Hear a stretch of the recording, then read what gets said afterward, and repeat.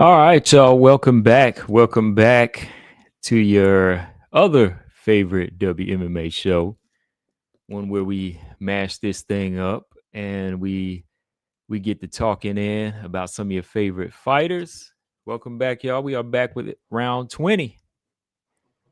And of course, I'm Combo Breaker 99, and the man to the right, going by my perspective here, is let's make sure his mic is working. What's going on? Uh-oh.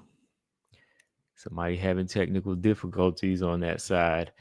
In the meantime, we are back with number 20. And there he goes. I hear something. Where you at? Can you hear me? Now I can hear you. Let's hope it hangs. What's going on, man? Can you hear me? Oh man, Hold on, because I can't hear nothing. Hold he on. can't hear nothing. BJ got the hard hat on. He's on the phone. He's on the telephone pole right now trying to broadcast. He taking it back old school. He got the hard hat on, tool belt. He climbed up the telephone pole and he trying to stream live up there, man. Hey, look, we can't have that, man. We gonna all pitch in and get BJ some type of laptop. We gonna give him a new laptop. We're gonna get him a new mic and everything. That's what we're gonna do this Black Friday coming up. I don't even do that Black Friday thing, but we're gonna have to do this on Black Friday, y'all. I think they got a sale, and we're gonna do we're gonna go to Best Buy. Y'all can chip in if you want. We're gonna go to Best Buy and get BJ a new laptop and new mic. Shoot, maybe even a new phone. How much are these laptops right now? Because we about to look. Let's see Yeah. here. Uh-oh, there we go. Look, where we at? Where we at? Yeah, you boy in the building now, bro. What's up? Oh yeah. I hope you heard all that junk I was talking, man. Nah, I know it was some junk there, but I didn't even hear none of it. Hey, look, you gonna have to listen on the replay then, man. Oh, it's going down, man. What's going on, man? It's episode 20, man. We 20 deep, Episode 20, bro. That's 40 weeks of the mashup, bro. 40 weeks. That's 40 weeks of the mashup, dog. That's crazy. Now that is crazy. That's wild. Yeah, 40 weeks, man. And we still talking about this sport of WMMA because it's this is an everyday thing for us. We always watching fights, and we always be chatting behind the scenes about fights. So we was like, hey, let's get together and do this thing, man. And it's we still here. We still here. Yep. The mashup is still going. We still in the building, man. We still talking about these WMMA topics. And the mashup is stronger than ever, man. It's getting better and better as the weeks go on, man. Sometimes I'll go back and like on my ride to work or if I'm driving to my parents' house or something like that. Like I'll just listen to like episode 12 or something. I'll just pick a random mashup episode, man. I'm just like, man, we really be talking some good stuff on there. Oh yeah. And that's why I say, look, all haters or lovers of fighters, even the fighters themselves, the fighters tuning in, Mhm. this is where you want to be if you want to hear some talk about your favorite women's mixed martial Yes. artists. Because Yes. let's be real, they don't really get the love like that. And we like MMA, period. I like all the fighters, I like how it go down, but it's just something about seeing some of these women get in there and put forth that effort, man. And Yeah. you Oh know, yeah. sharing that with somebody else that has the same, not Yes. the same opinion, but the same love. You know what I mean? The Like same different take. passion for it. Yeah, exactly. There, Yeah. there ain't many of us out here. There Right. ain't many Yes, of us sir. out And also, oh, I see that Paul said BJ tuning in with two Dixie cups on a string. Boy. here. Oh man, Oh, that's they old trying to be school. funny. Mm. No, man, but another thing I gotta pat us on the back for, brothers. We two black brothers, you know what I'm saying? We black, Yeah. man, Oh yeah. and we doing this, you know what I'm saying? Shout out to Coach, shout out to 2B, shout out to the rest of the black content, black women's MMA content creators out there. You know what I'm saying? Because it's crazy that most of the women, not all of us, but most of the women MMA channels out here, 99% of them are black. You know what I'm Yeah. saying? So, I mean, they got Shoot. to start showing us a little bit more love, man. Shoot, you ain't even got no white women doing shows about their own. You know what I mean? That's true. Yeah. Shoot, look, I don't even look like Macy Barber, but we be out here talking about them. Yeah. Yeah. So But okay. So Stamina MC says I'm loud. So let me see if I can adjust my volume here. Go ahead. okay, yeah, you are louder than normal, but that's good to me because on my end it sounds fine. Maybe he got So how is headphones that? on. That's a little Stamina. low. That's a Okay. little low. I think you'll find where you at because on the Okay. replay, people need to kind of hear a little bit louder like that. So Okay. Well, I put it in between where it was and when you said it was too low. How does that sound? Does that sound okay?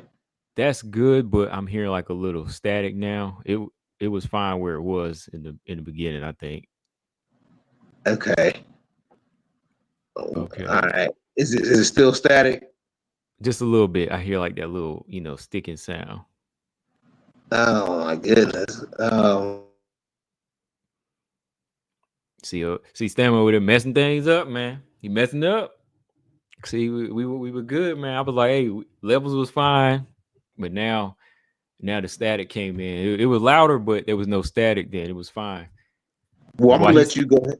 I'm gonna let you go ahead and get started. I'm gonna play with it a little bit. okay, play with it, man, and I'll go ahead and kick this thing off. Yes, Oh sir. man, okay.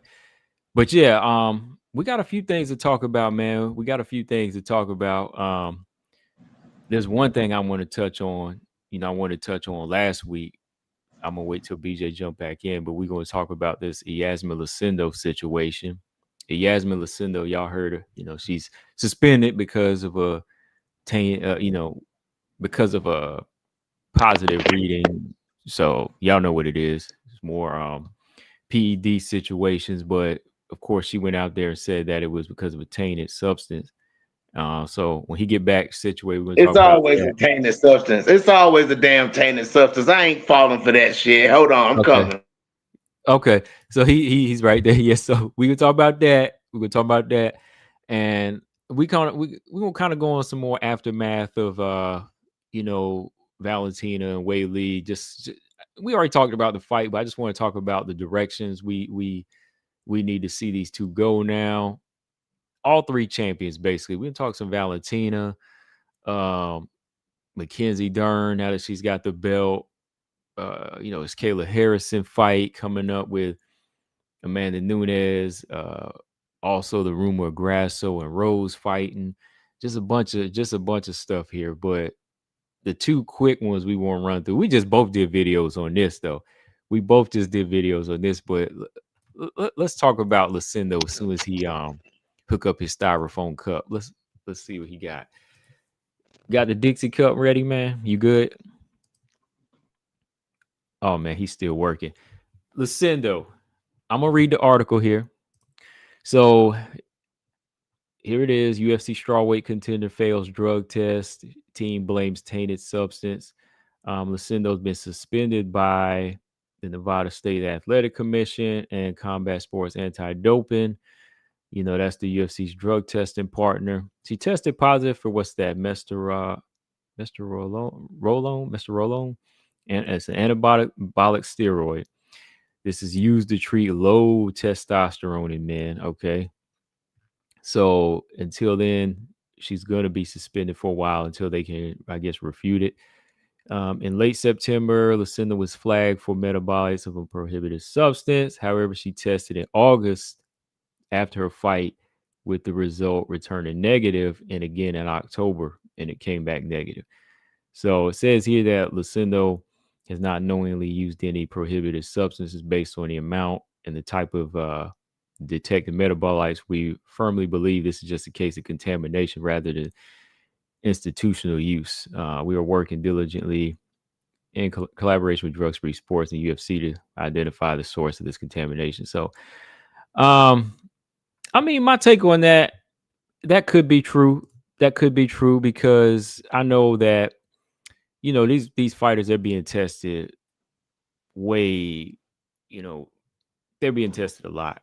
They're being And tested a they, lot. and they got to give up like their location. Like they have to tell Yeah. them like the everywhere they go, what time they're gonna be there. Like that's what's crazy. Is it clear now though?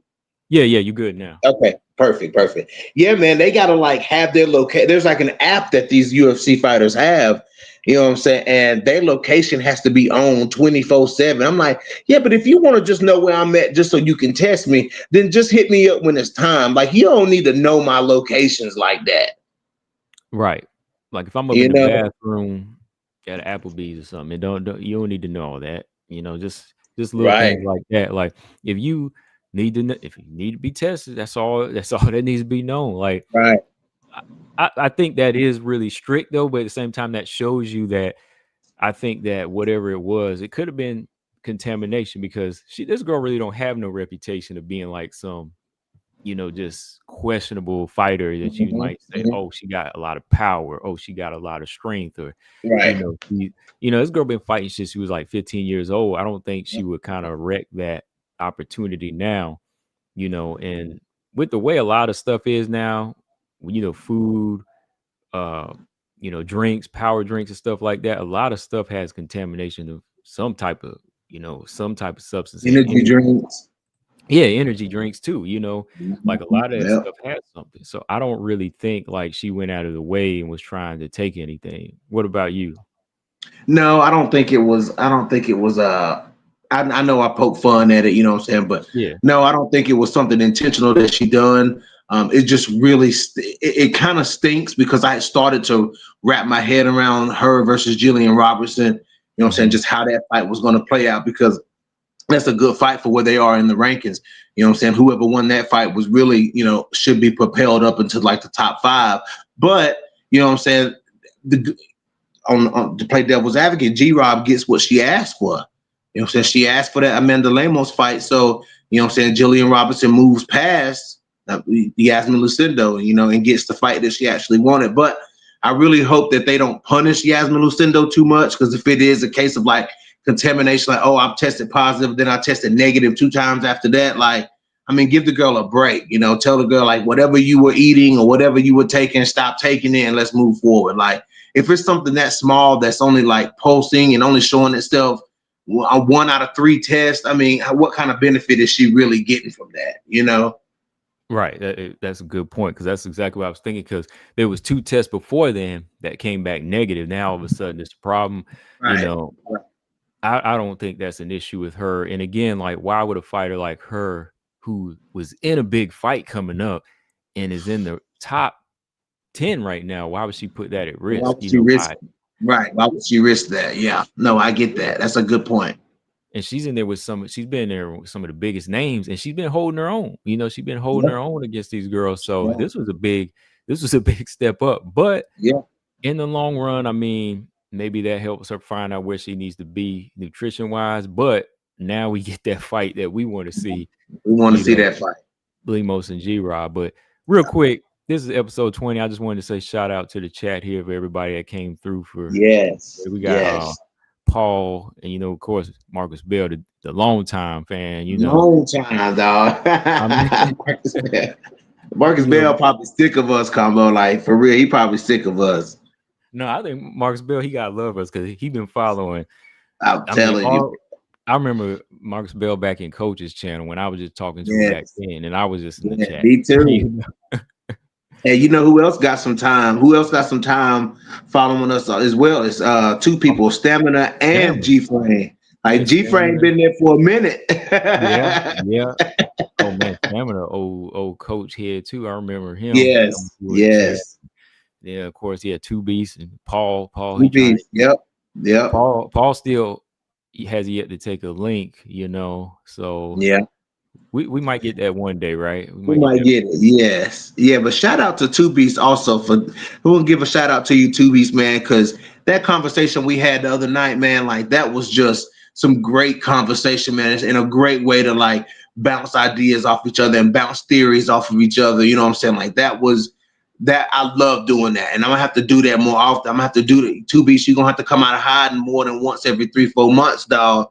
You know what I'm saying? I Yeah, mean, it yeah, is what it is, though, because those are good conversations.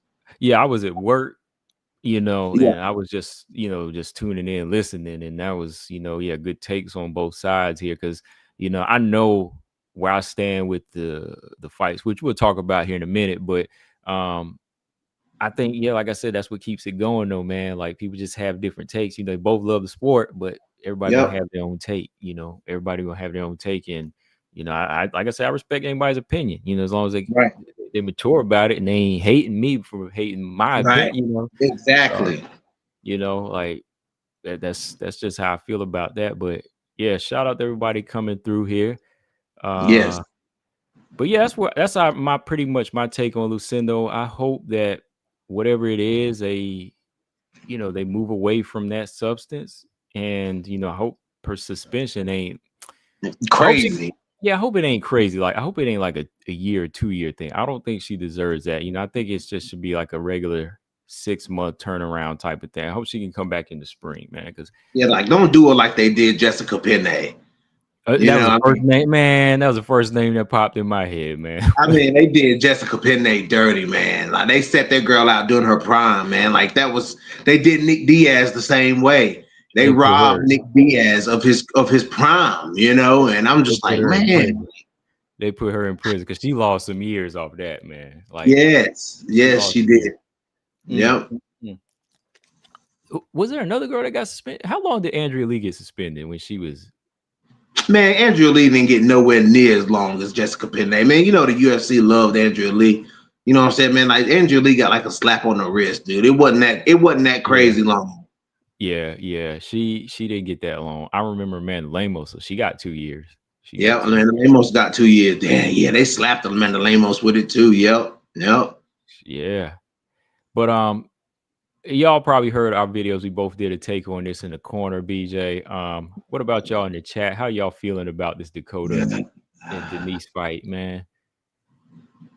What y'all got to Uh, say about this? I mean, I said what I had to say. I just wanted to see what people's first reaction was here, because as soon as I saw it, man, I was like, "Oh man, like, are they man, for like, real?" come on, man. Man, and it's just like, and I said the same thing too, Combo, because I was like, okay, man, like the way that the hype that she had after this Sumiko Inaba win, you know what I'm saying, and I made a case for Sumiko Inaba, you know what I'm saying, I did because like I said in my video, man, like Sumiko Inaba was somebody that you could make a case for.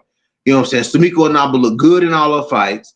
You know what I'm saying? She only Yeah, lost one fight in the cage, and even in the fight that she lost, you know what I'm saying? Like she was it. Like that fight with Denise Killholtz was a good fight. Like that fight could have went Sumiko Inaba's way, if you ask me.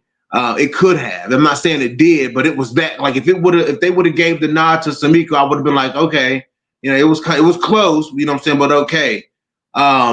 You know what I'm saying? So you could kind of make a case for Sumiko Inaba, but Denise Killholtz, dude, these Dakota fans really have to stop, man. Like they really have to slow down and pump the brakes on Dakota Ditchova, man. Like I understand that Ditchova is good.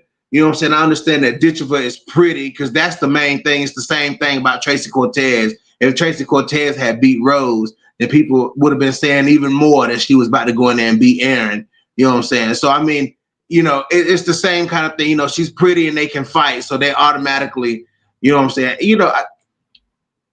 This is the thing about it. Misha Tate ruined this for a lot of girls. You know what I'm saying? Because Misha Tate was pretty, but she, you know what I'm saying, she actually could fight. And that's really what Misha was known for, was her grit and her performance in the cage. You know what I'm saying? Some girls, not saying Ditchova, but some girls, they can't even see past the pretty face to see what's actually going on in the cage. You know what I'm saying? Because Paige Van Zandt had people bamboozled out here. You know what I'm saying? So a lot of this stuff sometimes is people liking fighters for the wrong things. You know what I'm saying? But I'm not saying that's the case with Dakota Ditchova, but I don't see what makes people say that Dakota Ditchova is the best flyweight in the world. I You know what will I'm saying? say Like, this. I will say this though. I think this is a situation where I'm not necessarily gonna blame the fans until they start commenting. Like if I see some crazy comments, then we gonna talk. But I right. think for me, this one just kind of got a reaction out of me because it's like the PFL's matchmaking. Like It's it ain't even horrible. Dakota. Like I It's know Dakota. horrible. Yeah, because I know Dakota ain't even asked for this fight. It ain't like Dakota. Like I don't blame her and I don't blame the fans here. Like fans, they can keep saying what they want about her going to the UFC. Like that's the only way we're gonna know how good she is when she gets there. But um, I don't even think Dakota was like, "Oh, I want to fight Denise Killholz." That wasn't the fight she was asking for. She always Right. said she wants to fight the best, but this is what you find. Like, and I'm not disrespecting Killholz here, but come on, she just been out for 2 years, maternity leave. She's been out After since having a like baby, bro. yeah, After having a November. baby. Yeah, her maternity leave. Yeah, November 2023. She been out that long. So, how do you find this fighter to be the best challenge for somebody that's on a 15-0 run, knocking girls out, and she ain't stopping? You know what I mean? Like, I mean, Samiko Inaba, of course, she stood up to it, but I mean, look at Samiko Inaba when she got out of there. Girl looked like Yeah. somebody was making cookie dough out of her face. So Right. it's like, do you really want to match this girl? Because a fighter going to do it. Like, if I was in Denise Kill's corner, I ain't gonna lie, I'd be like, we don't need to be taking this fight. That's me. Like, Right. if I was part of her team right now, I'd be, hey, Denise, like, hey, Rematch Samiko Inaba. yeah, Rematch. do something. Hey, Ariane Lipsky, Right. she's Yes. PFL. She PFL. Fight her. Anybody that can get you back into shape. I But don't know about. Yeah, you might be setting her up, putting in there with Lipsky too, though. um, Lipsky might liquidate her in there, dude. Like, I'm just Lip, being real. Lipsky probably a little more. I would say she's safer than Dakota, in my opinion, when it comes to their Okay. style. I think so, but I just don't think this is a good look for Dakota to make Dakota stock go up. Like, she just beat Inaba, and now she's looking for a good, solid contender or somebody. There's a name, Arujo. Arujo. What about, remember? They What got Arujo exactly? now. Right. That's what I'm saying, Combo. And the problem is, you know what I'm saying, and it's not just the fans anymore. It's people like Dan Hardy. You know what I'm saying? Like, people are making comments like she's better than Valentina, you know what I'm saying? And then Not at all. but here we go, as being who we are, we see her get matched up with Denise Killholz, and that doesn't beating Denise Killholz is not going to make her the best flyweight in the world, but that's what people are going to say about her. Yeah. You know Yeah. what I'm saying? Like, that's what. Go ahead. I was like, yeah, that's what they're gonna say. Yeah. And it's just like, man, like, it's not a good look for her. It's not a good, especially if she was to go ahead and lose to Denise Killholz. Now, that would be terrible. That would be great for Denise Killholz, but I don't think it's really I don't think it's really preparing. If Dakota Ditchever ever does come to the UFC, you know what I'm saying? I mean, or fights Liz Carmouche or something next, or fights one of those high-level opponents next, man, like, I'm getting keep busy fight from this. This is what I'm getting. I don't think she takes anything away from fighting Denise Killholz. I don't think she learns anything. I don't think it elevates her. This is kind of like an across the board fight for me. You know what I'm saying? Like, if she wins, does it really put her to another level? No, it don't. Like, High Five just asked, why not make Dakota versus Carmouche? That's what I'm asking. I thought it was going to be that That's fight. what we're saying. Right, because Carmouche won that tournament. She was like, all right, before she moves on, she'll fight Dakota. I forgot she won the tournament. Damn, Yeah, yeah, she won that tournament. I forgot she won the tournament. That's crazy. Yeah. Who else is going to fight? After the tournament, she said that I want to fight Dakota or do whatever way want. If like they do like a bantamweight, I'll do bantamweight. But she was like, my next challenge is Dakota. So if she says that, like, why are they holding out on making that fight? They do not want Dakota to fight Liz Carmouche. They do not want Dakota to. PFL does not. They're not ready to put a stop to the publicity and the engagements and the views and the subscriptions and whatever. You know what I'm saying? The eyes that come with Dakota Ditchever. They're not ready to get rid of that. Just like they weren't ready to get rid of that with Kayla Harrison. They're not ready. That's why they do not want her to fight Liz Carmouche. And I'm just like, that shouldn't even matter, man. Like, you know what I'm saying? If you really want to PFL, if you really want to put on the big fights, that's the big fight.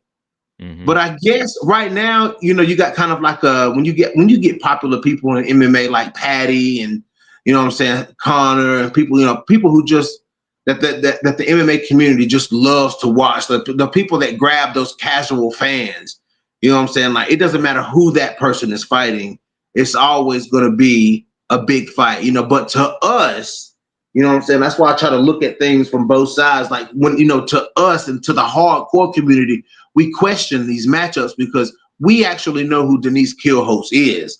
A lot of people don't know who Denise Killhouse is. This is the most of the people who follow Dakota Ditchva, their thoughts right now is Dakota's got to fight. They don't care who it is.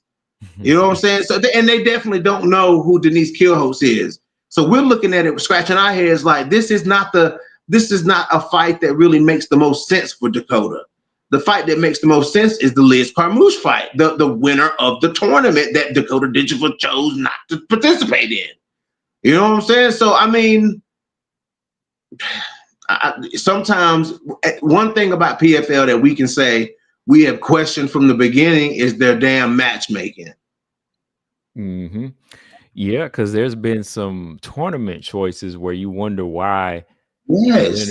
the winner is fighting this person that lost multiple times instead of the winner. Like, it's never winner versus winner with them. Like, this whole Yeah. situation right here just spells like we want to continue to build her stock up as an Yeah. exciting fighter. And Dakota, like I said, she gonna do whatever she do because she's their company woman. She gonna take the fight and just be there for the money. As long as they pay her, I think she's at that point where the money is good enough for her to just kind of keep taking these fights and just keep going with it. She wants to challenge herself, but like I said, as long as they keep giving her whatever, that she's probably just going to take it because I'll this take fight, it. yeah, this fight here is just not something that builds you towards to say, okay, if you beat Denise Killholt, are we going to say, oh yeah, she gonna beat Manon, oh yeah, she gonna beat the champion? We we not And even that's gonna what say I'm that. saying. Like, that's what I'm afraid is going to happen after, if she beats Denise Killhouse. They're going to continue. They're going to hype up because now they're showing. As soon as they announce this fight, now PF, you scroll on social media, PFL is playing Dakota Ditchva highlights. You know what I'm saying? And they're just going to replant Dakota Ditchva in everybody's head. You know what I'm saying? And then the comments about Valentina are going to start. Did we not see the masterclass that Valentina just put on against one of the best fighters in the world? You know what I'm saying? I Oh mean, yeah, we gonna talk about that. and that's gonna be long lost memory combo. That memory is gone now. You know what I'm saying? Now that we have a Dakota Ditch of a fight coming, Valentina's latest performance is in the wind now. You know what I'm saying? So it's like, come on. But I'm here. I'm gonna be reminding people because I'm Oh doubling no, down yeah. on it this time around. I'm Oh yeah, doubling down on it, man. Like, y'all over saying she yeah. gonna beat.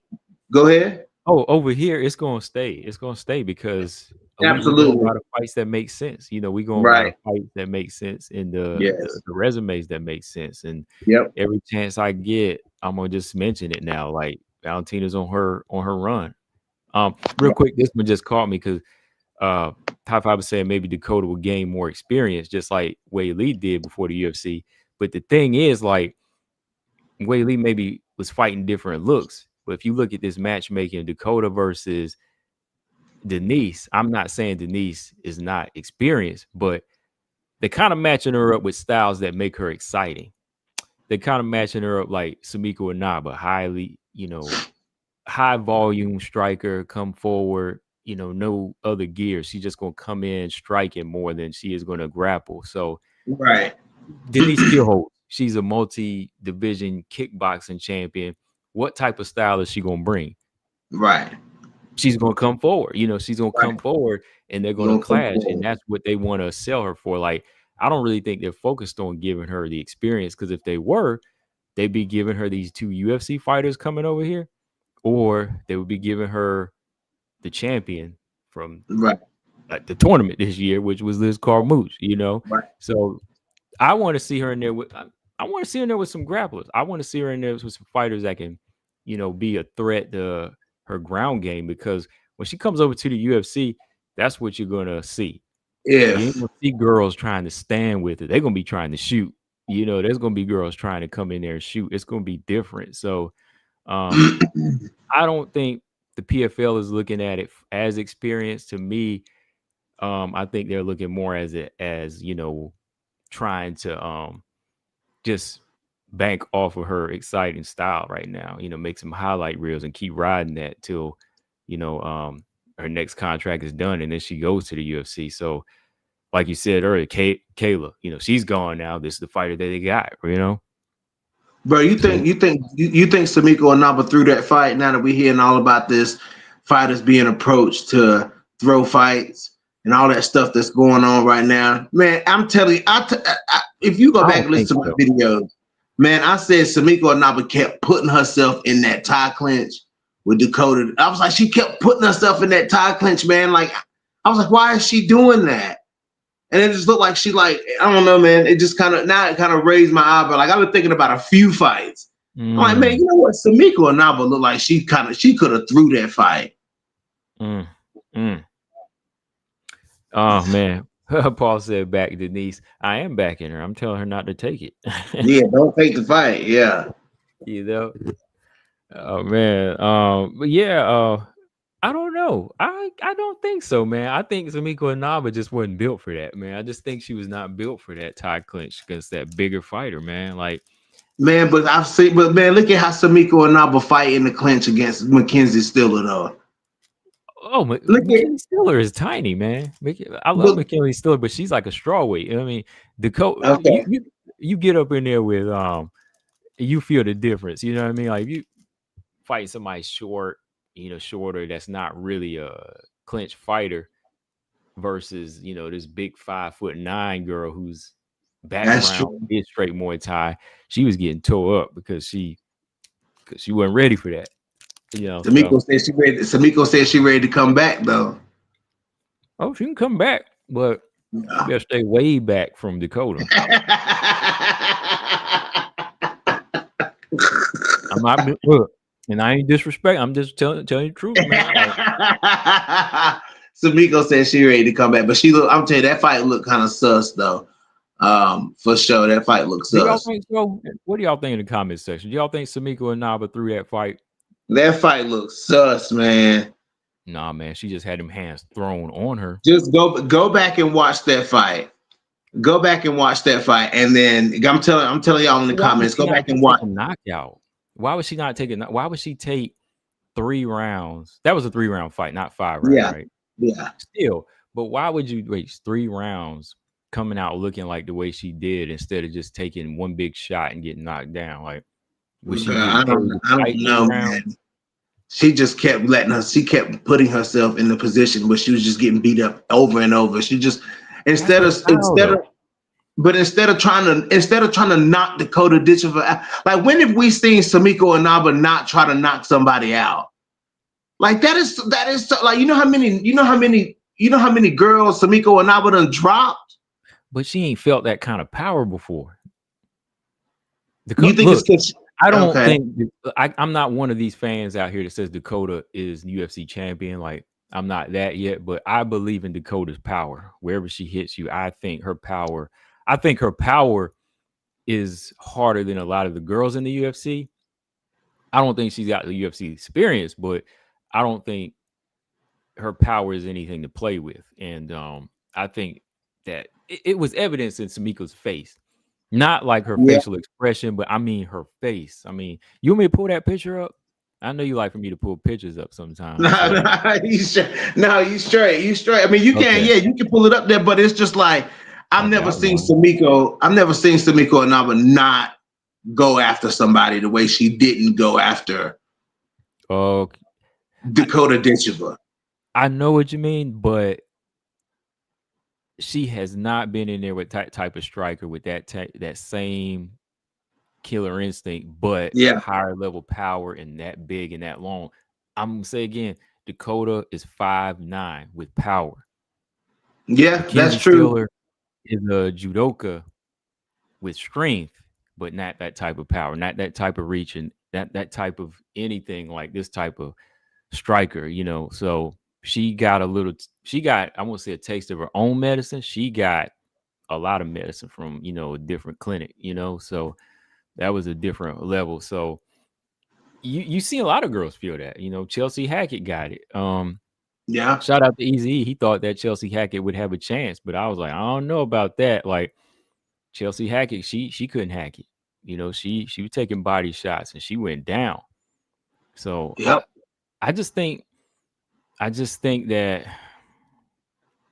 I don't want to get too far off, what we're talking about, but yeah, I just think, Samiko wasn't up against ready for that. And now with Denise being out for 2 years, she might be in for the same thing. I'm sorry, Paul. Look, that's how I back my girl. I'm gonna back my girl with the truth. I ain't gonna sit here and lie, bro. She gonna be in for something. I ain't like some fans, they be like, oh yeah, they're gonna do it. They're gonna do it. Man, this girl been out for 2 years. I'm worried. Yeah, that. I said that going into Tyler Santos fight. I said I'm worried for Tyler. I picked Tyler, but I was like, I'm worried for Tyler. If I say I'm worried, that means something about to happen. Especially after the Aaron Blanchfield fight. But she came into the PFL and who did she, Aaron? I like how you threw that Aaron. you know what I'm saying? Like, I mean, I'm just saying, man, like Aaron took what little Tyler had left after that Valentina fight and beat her with it.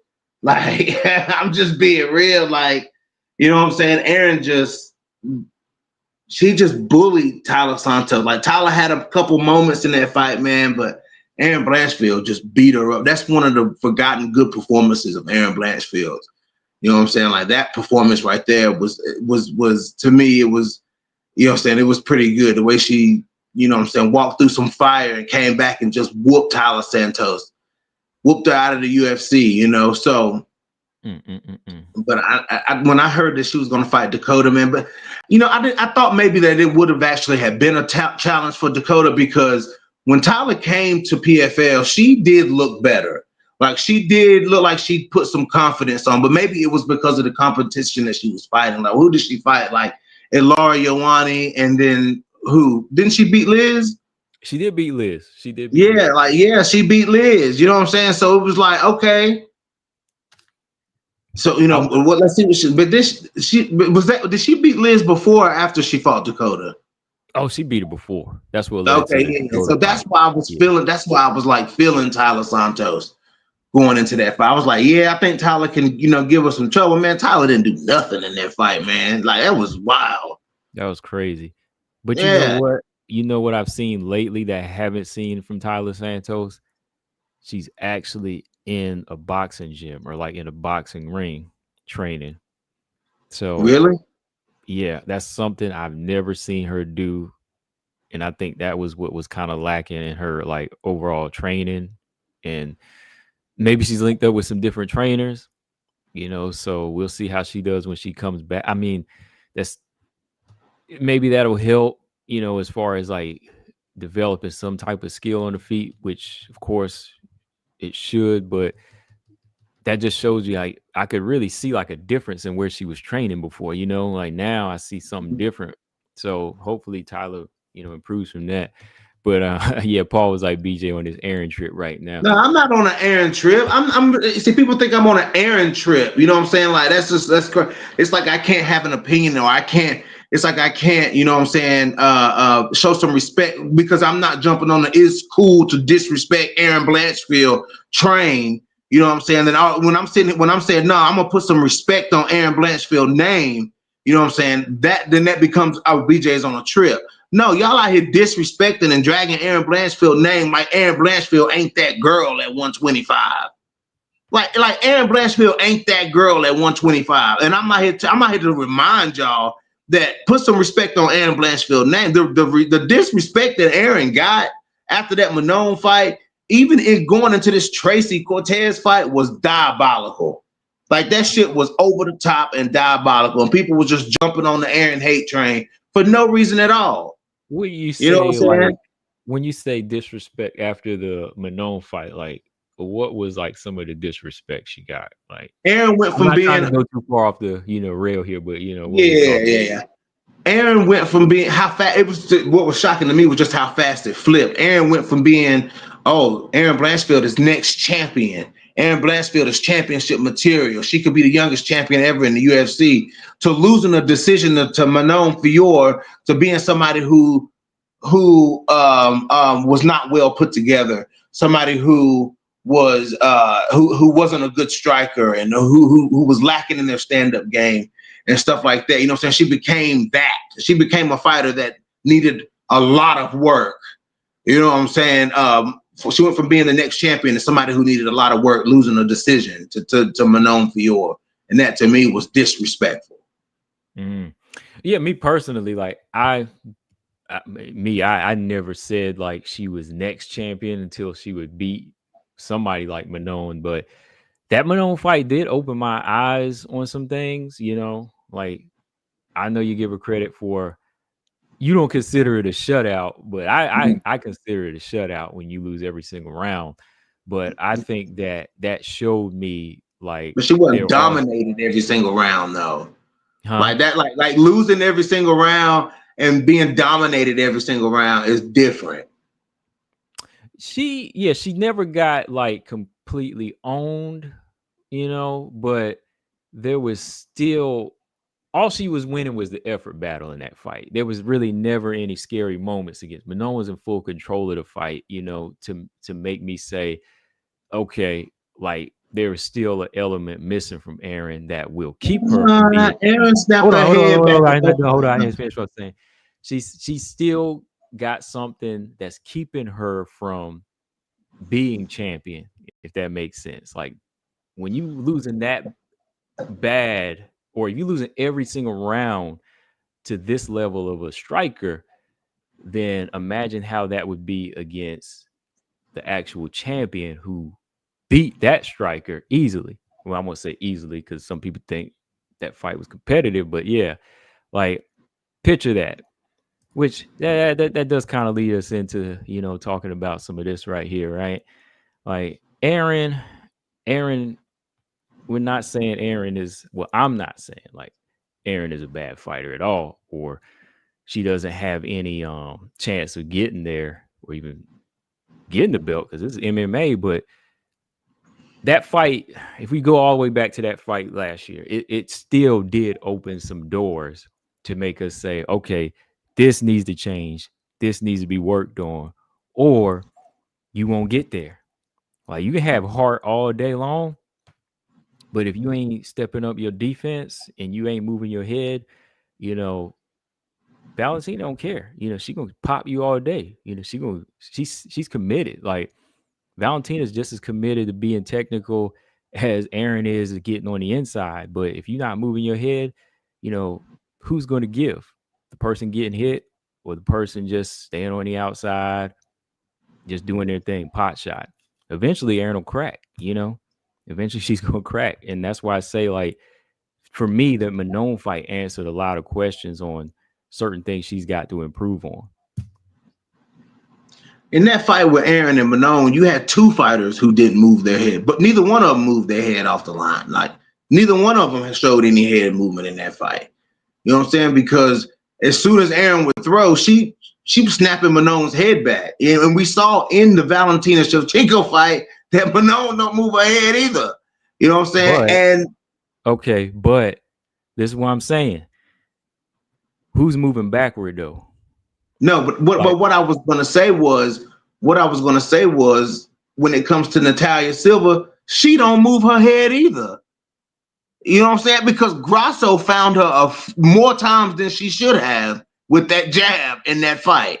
nah, You she know, hit her with the jab, but she hit her like consistently with the jab. That was something I said about that fight. Like that jab was working, but Grasso kind of got I don't know, like Grasso let it go. She never committed. Like when it worked, but then she stopped using it. but Valentina is going to Valentina, either one of them, Aaron or Natalia Silva, Valentina gonna snap their head back. Like it's inevitable. Like they both gonna get their head snapped back. But It's that's not Valentina we're talking that's not about. the question. We didn't ask who gonna get their head snapped back. My thing is who is, you know, ready and who had more questions that needed to be answered, because that's the whole purpose of these title eliminators or these fights when you got undefeated person versus undefeated, when you got the number 2 versus number 1 or 2 versus 3, right? Like whoever comes out on top, that's that person that goes in next, right? That's that person that goes fights the champion next.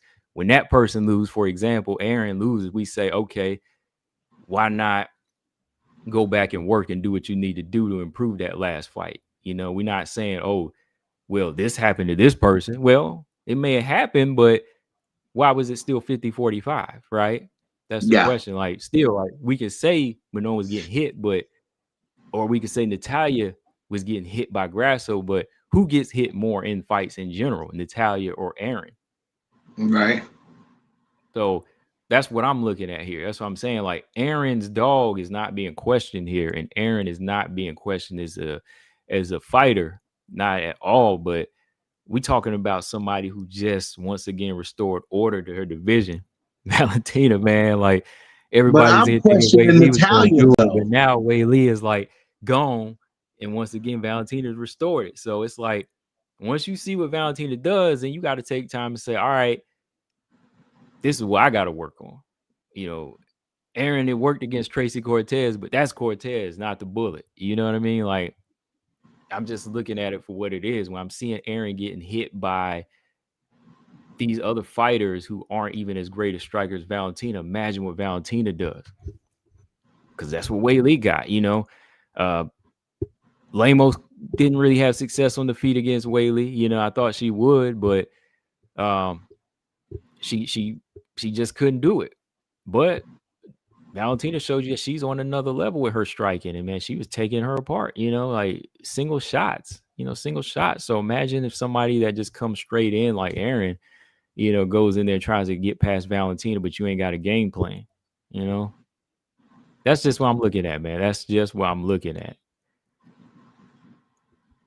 But I'm questioning. You said you're not questioning Aaron as a fighter. I'm questioning Natalia as a fighter.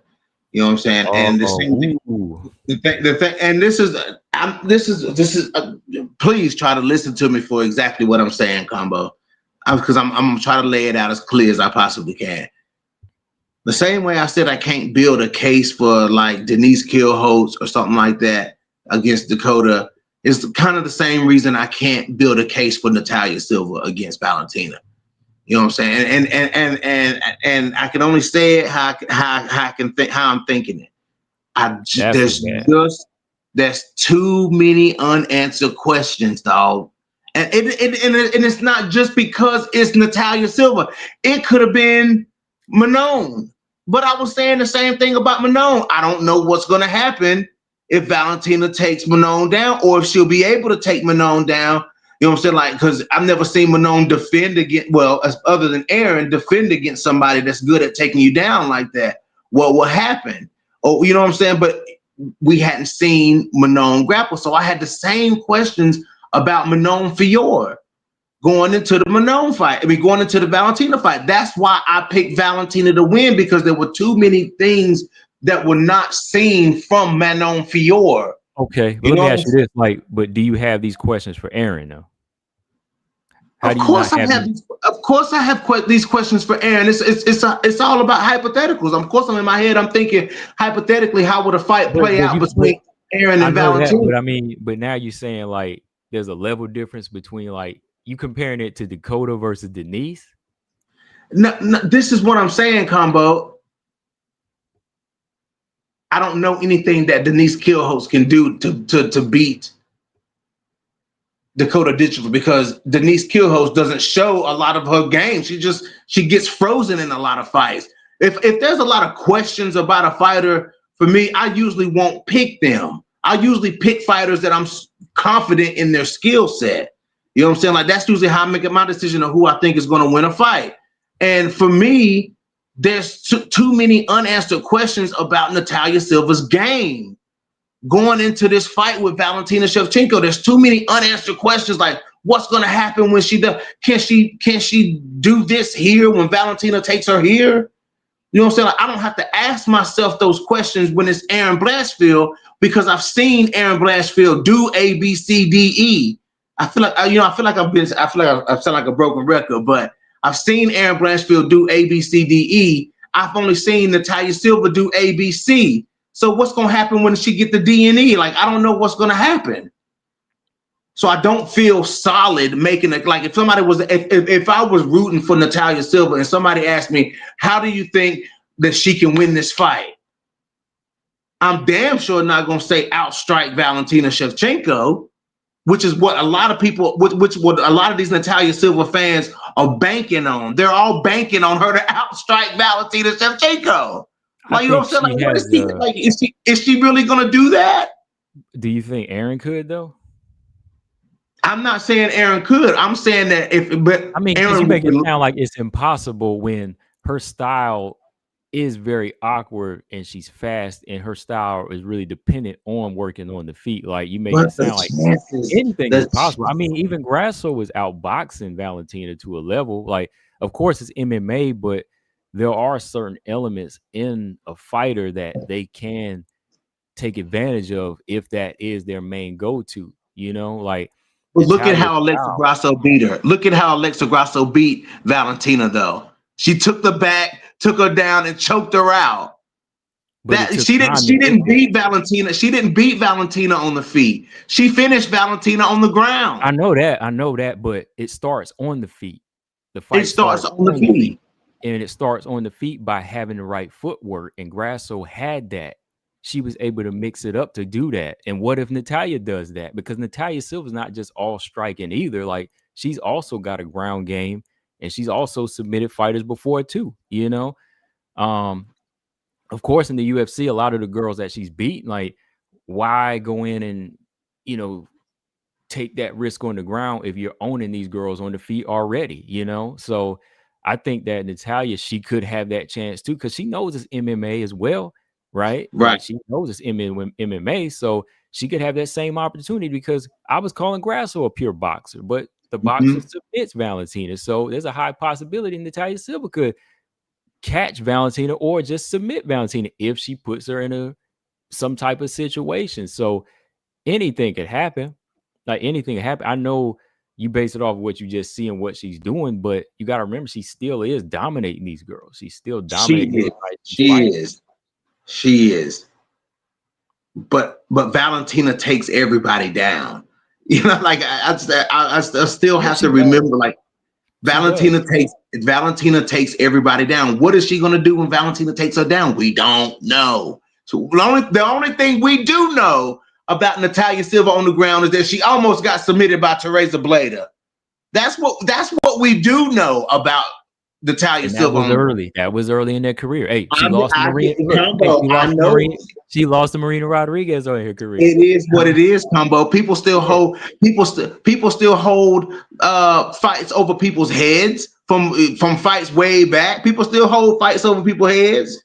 I You know what mean, I'm no, saying? not really. I mean, like if we do, I mean, we're gonna say, okay, Aaron was getting out jabbed and beat up by JJ Aldridge in the first round. But I don't hold that over her head. I just say, But she okay, got let's JJ. continue to But she work on got it. JJ Aldrich out of there though. So did She Natalia finished JJ Silva. Aldrich. So did Natalia Silva. She finished the Reza Blader. Okay, yes, but we've seen. Okay, yeah, we've seen Aaron lose a striking battle in that fight, but we've seen Mhm. Aaron win striking battles. We've But you also saw we've also Natalia, seen okay. But you saw Natalia Silva lose a grappling battle. What she come back and do? Same she won thing. the fight, but we haven't seen Natalia Silva win a grappling battle. That's Because what I'm saying. You saying you Aaron don't lost on always the feet, but we've seen Aaron win striking matches. We haven't seen Natalia win a grappling match. not So like we just don't. this pure type of striking battle. Like some of the fighters she's fighting, she's overwhelming. But still, when you're dealing with like a technically sound striker and you still get hit a lot, there's still a difference. But she outstruck Rose. It took a lot of work, but she out She grappled her out too. she She out grappled her too. outstruck Rose. She mixed it up in that fight. She mixed it up. Like she didn't strike with her as far as like chess match. She used volume, kind of like how Wei Lee beats a lot of her opponents at strawweight. But once you Right. try to go in there and play chess match like you did with Valentina, you're gonna lose. And that's the thing about Aaron. Aaron didn't play chess with Rose. You know, she put pressure striking on. There's a difference. You know. Come on, you're gonna find any way you can. You gonna find any way you can to discount on Aaron like that. You I'm gonna not find any discounting way her. you I'm can. giving you what I'm seeing, man. Like I'm just telling you where she stands right now as a fighter versus Natalia. Like somebody like Natalia clearly is next in line because every round she went in there for the most part and won. So you go on and give that person. You don't keep giving them fights until they look beatable, until they lose. You know what I mean? Like we Yeah, wouldn't have done that with Aaron. You know, like if Aaron had beat Manon, get your shot. Even if she did get knocked down a few times, look bad, I'm saying, all right, she got her shot. Let's see what she looks like. You know, I'm not going to take that from her. Just like Natalia. Natalia did the opposite. You know, she's dominant in her all fight. So give that person their, give that person their respect and the opportunity. I mean, I know you're not a fan of the style. But she does have a more of a chance when it comes down to her defensive mind and how she approaches fights. Some of these yeah, things that Aaron is doing right now, I'm telling you, man, like I don't want to see it, but that right hook ain't no joke, man. Valentina's right hook, no joke, man. If she catch Aaron, you saw what it did to Wei Lee, you saw what it did to Manon lately. So I just want to see her improve on that. I don't want to think she can just weather the storm like she did with all these other girls. I want to see her. I want to see her improve on her defense before she take a fight with Valentina.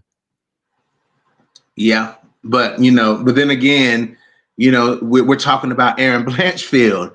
Again, we're talking about a fighter who has a plan B to go to if she's not having success on the feet. That's what I'm saying. Like Aaron Blanchfield is one thing I can say about Aaron Blanchfield, watching her throughout these years that she's been in the UFC, is Aaron Blanchfield knows when she's losing a striking battle. You know what I'm saying? She knows when she's losing a striking battle, because what does? She closes the distance, and she's been successful with it every single time. She's been successful at closing the distance every single person she's fought in the UFC. You know what I'm saying? So Aaron Blanchfield, when closing the distance is in the question, because people are saying, how can she close the distance on Valentina? We shouldn't question that. There shouldn't be a question whether or not Aaron Blanchfield can close the distance on Valentina. She's closed the distance on everybody else. You know what I'm saying? Just like y'all are saying that Natalia Silva could possibly outstrike Valentina because she's outstruck everybody else. The same thing goes for Aaron. That's what I'm saying. Aaron's not getting the same kind of respect that Natalia Silva's getting when we've seen more sides of Aaron. You know what I'm saying? Like, are we saying that Aaron is not elite at closing the distance and grabbing a hold of her opponent when that's her game? Aaron knows when she's stuck in a striking match. She recognizes, she's a very smart fighter. She recognizes when she's losing a striking battle, and she closes the distance and takes her chances there, and implements her game plan and brings a fighter into her world. Tracy Cortez, yeah, she was getting some hits off on Aaron Blanchfield. What did Aaron Blanchfield do? She turned it into her fight. And Valentina is strong in the clinch, yes, but so is Aaron Blanchfield. And Aaron Blanchfield is good at taking you down. She's good at taking girls down, and that includes Valentina. Aaron Blanchfield is one of the best flyweights in the division, and her chances against Valentina should be valid. It should be respected. It's not like this girl is in here not doing things that y'all are saying she wouldn't be able to do against Valentina Shevchenko. We're not talking about Lauren Murphy here. We're not talking about Katlyn Chookagian here. We're talking about Aaron Blanchfield. You know what I'm saying? So, I mean, that's my whole point. Nothing against Natalia, but I've seen more for Aaron is more proven to me. Like, she's more proven. She has more tools to go in there and defeat Valentina, which I don't know what Natalia Silva's tools would be if she goes in here and finds herself losing a stand-up battle. What is she going to do when she's losing a stand-up battle? When she goes in here thinking she can outstrike Valentina and she finds herself getting whooped in round one, what does she do? What does Aaron do if she can't close the distance? She'll strike. Do you think she can win that battle? It's called being a well-rounded fighter. Okay, what if Natalia does the same thing? If she can't strike with her, how come Natalia can't close the distance when she's grappled in the back? I'm not saying she can't, Combo. I've never seen it.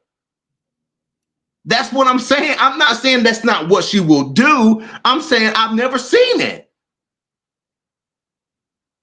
But she may show it to us. Manon showed it to us. Mm. You know, Manon showed us that she's got takedowns and she's got cage control. You know what I'm saying? And she's got somewhat of a top game. You know what I'm saying? She held Valentina down, not for very long, but she showed us that part of her game. She looked a little rusty in that area. I must say, she did look a little rusty. You know what I'm saying? But she showed us that she had that part of her game. I don't know if Natalia Silva will show us that because we've never seen it. I'm sure she would. Like, that's the thing. Like, with these fighters, we just never know. But I've seen enough of the tools in Aaron to say that Aaron is a complete, close to a complete fighter.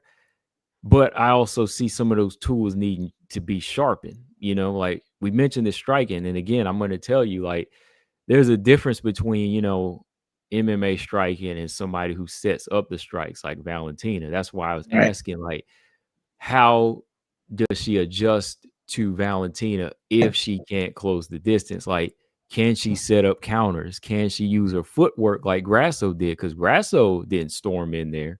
Like, I think you're banking on Aaron to do. Like, Grasso never stormed in. Like, Grasso was setting it up with Right. her feet until finally, she found an opportunity just to kind of catch Valentina off guard and she jumped on the back. Like, does Aaron's got these tools, but does she's got the right tools to kind of get into Valentina's head too? Because that's a big part of beating Valentina. Like, from these other girls, like, you got to play more mind games with her because she's Yeah. such a sound, cerebral Mhm. fighter. Like, you got to Right. break her mind. Like, once you hit Valentina, sometimes that wakes her up and she wants to get it back. Like, can like Aaron, if Aaron can't take her down and get her down, does Aaron hold her own on the feet like that at that level of striking? Can she be patient? Like, the battles she lost with Rose were the chess match. You remember, right? Like, those were the rounds that she was losing, but it wasn't until she just stormed in that she had success. Same way, to the Tracy Cortez fight. Like, Tracy's game plan of like using the jab was working, you know. Once you fight more of a rangy fight. So that's my question for Aaron. Like, how does she adjust to being denied every entry, Yeah. No, that's the question. I mean, that's a valid question. See, That's an absolute. I think with Natalia, since Natalia focuses more on the feet, like, she has more of a game plan on where to attack first or surprise Valentina, because she's a Taekwondo specialist too. She's from the outside looking in, and she knows, like, how to get a read on the body. Again, I know Valentina, again, though, she's just on another level, but I think Natalia's going to take less shots to where she's got a clear mind, and she's not thinking through getting hit multiple times in the face as somebody who comes forward. Like, she's going to be thinking and trying to set up a head kick or set up the jab or set up like a few combinations that surprise Valentina. Then boom, that's when the maybe a submission comes in, or where she can grab her from behind the back like Grasso did. Like, you got But to what have if some type. Valentina doesn't fall for it though? What if Val don't fall for Natalia Silva's trickery? If she don't, she got to adjust. She's got to adjust. That's the thing. Like, if she don't, same thing with any fighter. Like, if they don't fall for it, you got to start making it dirty. You got to start getting in there and going to your next plan. Mm. So my question is, how will she adjust though? That's my question. I think one of the adjustments that she has to make is, like, she has to be more offensive. She's got to be more offensive and start, like, answering Valentina's leg kick with her own. She's gonna have to start making Valentina back up and start making her think about her speed, not playing the back fighter, but coming forward a little bit more with your speed. There's got to be more of a assertiveness from Natalia, not waiting and just playing chess. So I think she's got to be just more offensive and assertive on her feet. Combo Colostrum says Combo and BJ, how do y'all see Val versus Aaron going on the ground? What if Aaron is on bottom? I think if Aaron is on the bottom, she'll look better than Wei Lee. And that's why I say, like, if the fight can get there, that would be kind of scary, because Aaron is strong on the ground. Aaron's got good top Yes. control, but she's a really good jiu-jitsu practitioner. I've been watching her for a long time, so I know how good she is on her back. And as she's getting older, I think a lot of that stuff sinks in. Like Valentina's more position, where I think where Aaron is more submission. So I don't think she would be completely helpless on her back. I think I could see Aaron same way I was imagining the Valentina versus Whaley. When Whaley was on her back, I kind of pictured her helpless, and that's how it was. But Aaron, I see Aaron being a little bit more active and even being maybe more in game to get a submission. But again, it's got to get there. Two beats. Oh, okay, he was talking to Ronda Savage. Okay, I thought he was talking to me. I was about to say I never said that Natalia has no chance. I said, yeah, I never said that part now. My bad. I typed it before I read it again. What happened? Because he had tagged Ronda Savage Sports and said, explain to me why Silva has no chance when Grasso walked out of 2 title fights with Val holding the belt. I didn't see where he tagged Ronda Savage. I thought he was responding to me and whatnot. My bad, Two Beasts. But yeah, man, I just when it comes to these two, man, it's just my pick is I can't change that pick, man. I just have to say I think Aaron to me has a better chance of defeating Valentina Shevchenko, in my opinion. And that's fine. I mean, that's cool with me. Like, I'm not here to try to change your mind. My thing is just as far as saying who is next, like on paper, on the rankings, like who got their shot and who earned it. Like, she's next. She's absolutely. like, Natalia I Silva think we is can agree on absolutely that. But like Aaron's game, man. Like I love Aaron as a fighter. I love her style. Like I like her growth, but I think there's a couple of things she needs before she fights the champion. Like I still think there's some girls that she can beat. Like I don't ever think Rose will beat her. I don't even think, like I was telling people the other day, Wei Lee would lose to Aaron. I think, I think right now Aaron might be overwhelmed Grasso, but I think defense, man, like when you gonna fight Valentina, you gotta have some type of defense. You gotta have some type of defensive like mindset, and I think that's the only thing that Aaron is really lacking that keeps her from me fully saying like, oh, she gonna get Valentina. You know what I mean? Like she got a lot of good things. Her cardio is crazy. She'll fight anybody. All of that. She got a good head kick, but I just need to see her take less shots in a fight, because I think sometimes taking punches can make you go into the fight more, and she's been able to take a lot of girls' punches, but how you gonna react to somebody's punches when you haven't really felt that speed before? Like when Valentina hits you with that right hook for the first time, what's been most of these girls' reaction? Yeah, why? Exactly. You go all the way back to Lauren Murphy or whoever, when they get hit with that right hook or that jab, it's like, oh, it's like, ooh, you know what I mean? It's like, they like, I shouldn't even be in here. They be thinking like, oh, where am I going to go from here? Then it's like, boom, again. And she ain't even hit with them like combinations. She just hit them with one single. Wei Lee got it. You know what I mean? Like Wei Lee, when she felt that one jab or that one right hook at one point, it was like, okay, all that game plan is out the door.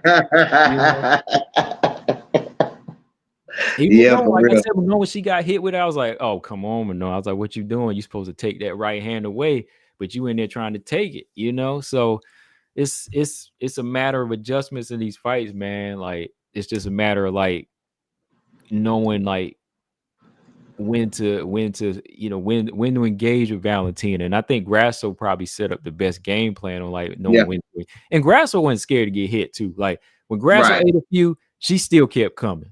That's one thing I got to take my hat off to Grasso. I judged her wrong on that. Grasso probably took Valentina's shots the best out of everybody. So cheers to Grasso. I'm going on record to say that. I ain't afraid to say that. Grasso, when she got hit and was getting out jabbed, she never stopped coming. All these other fighters, they were stopping. Grasso, she kept coming till she rolled Valentina, even in the second fight, So I think that trilogy just took a lot out of Grasso, man. It did. I think trilogies are bad.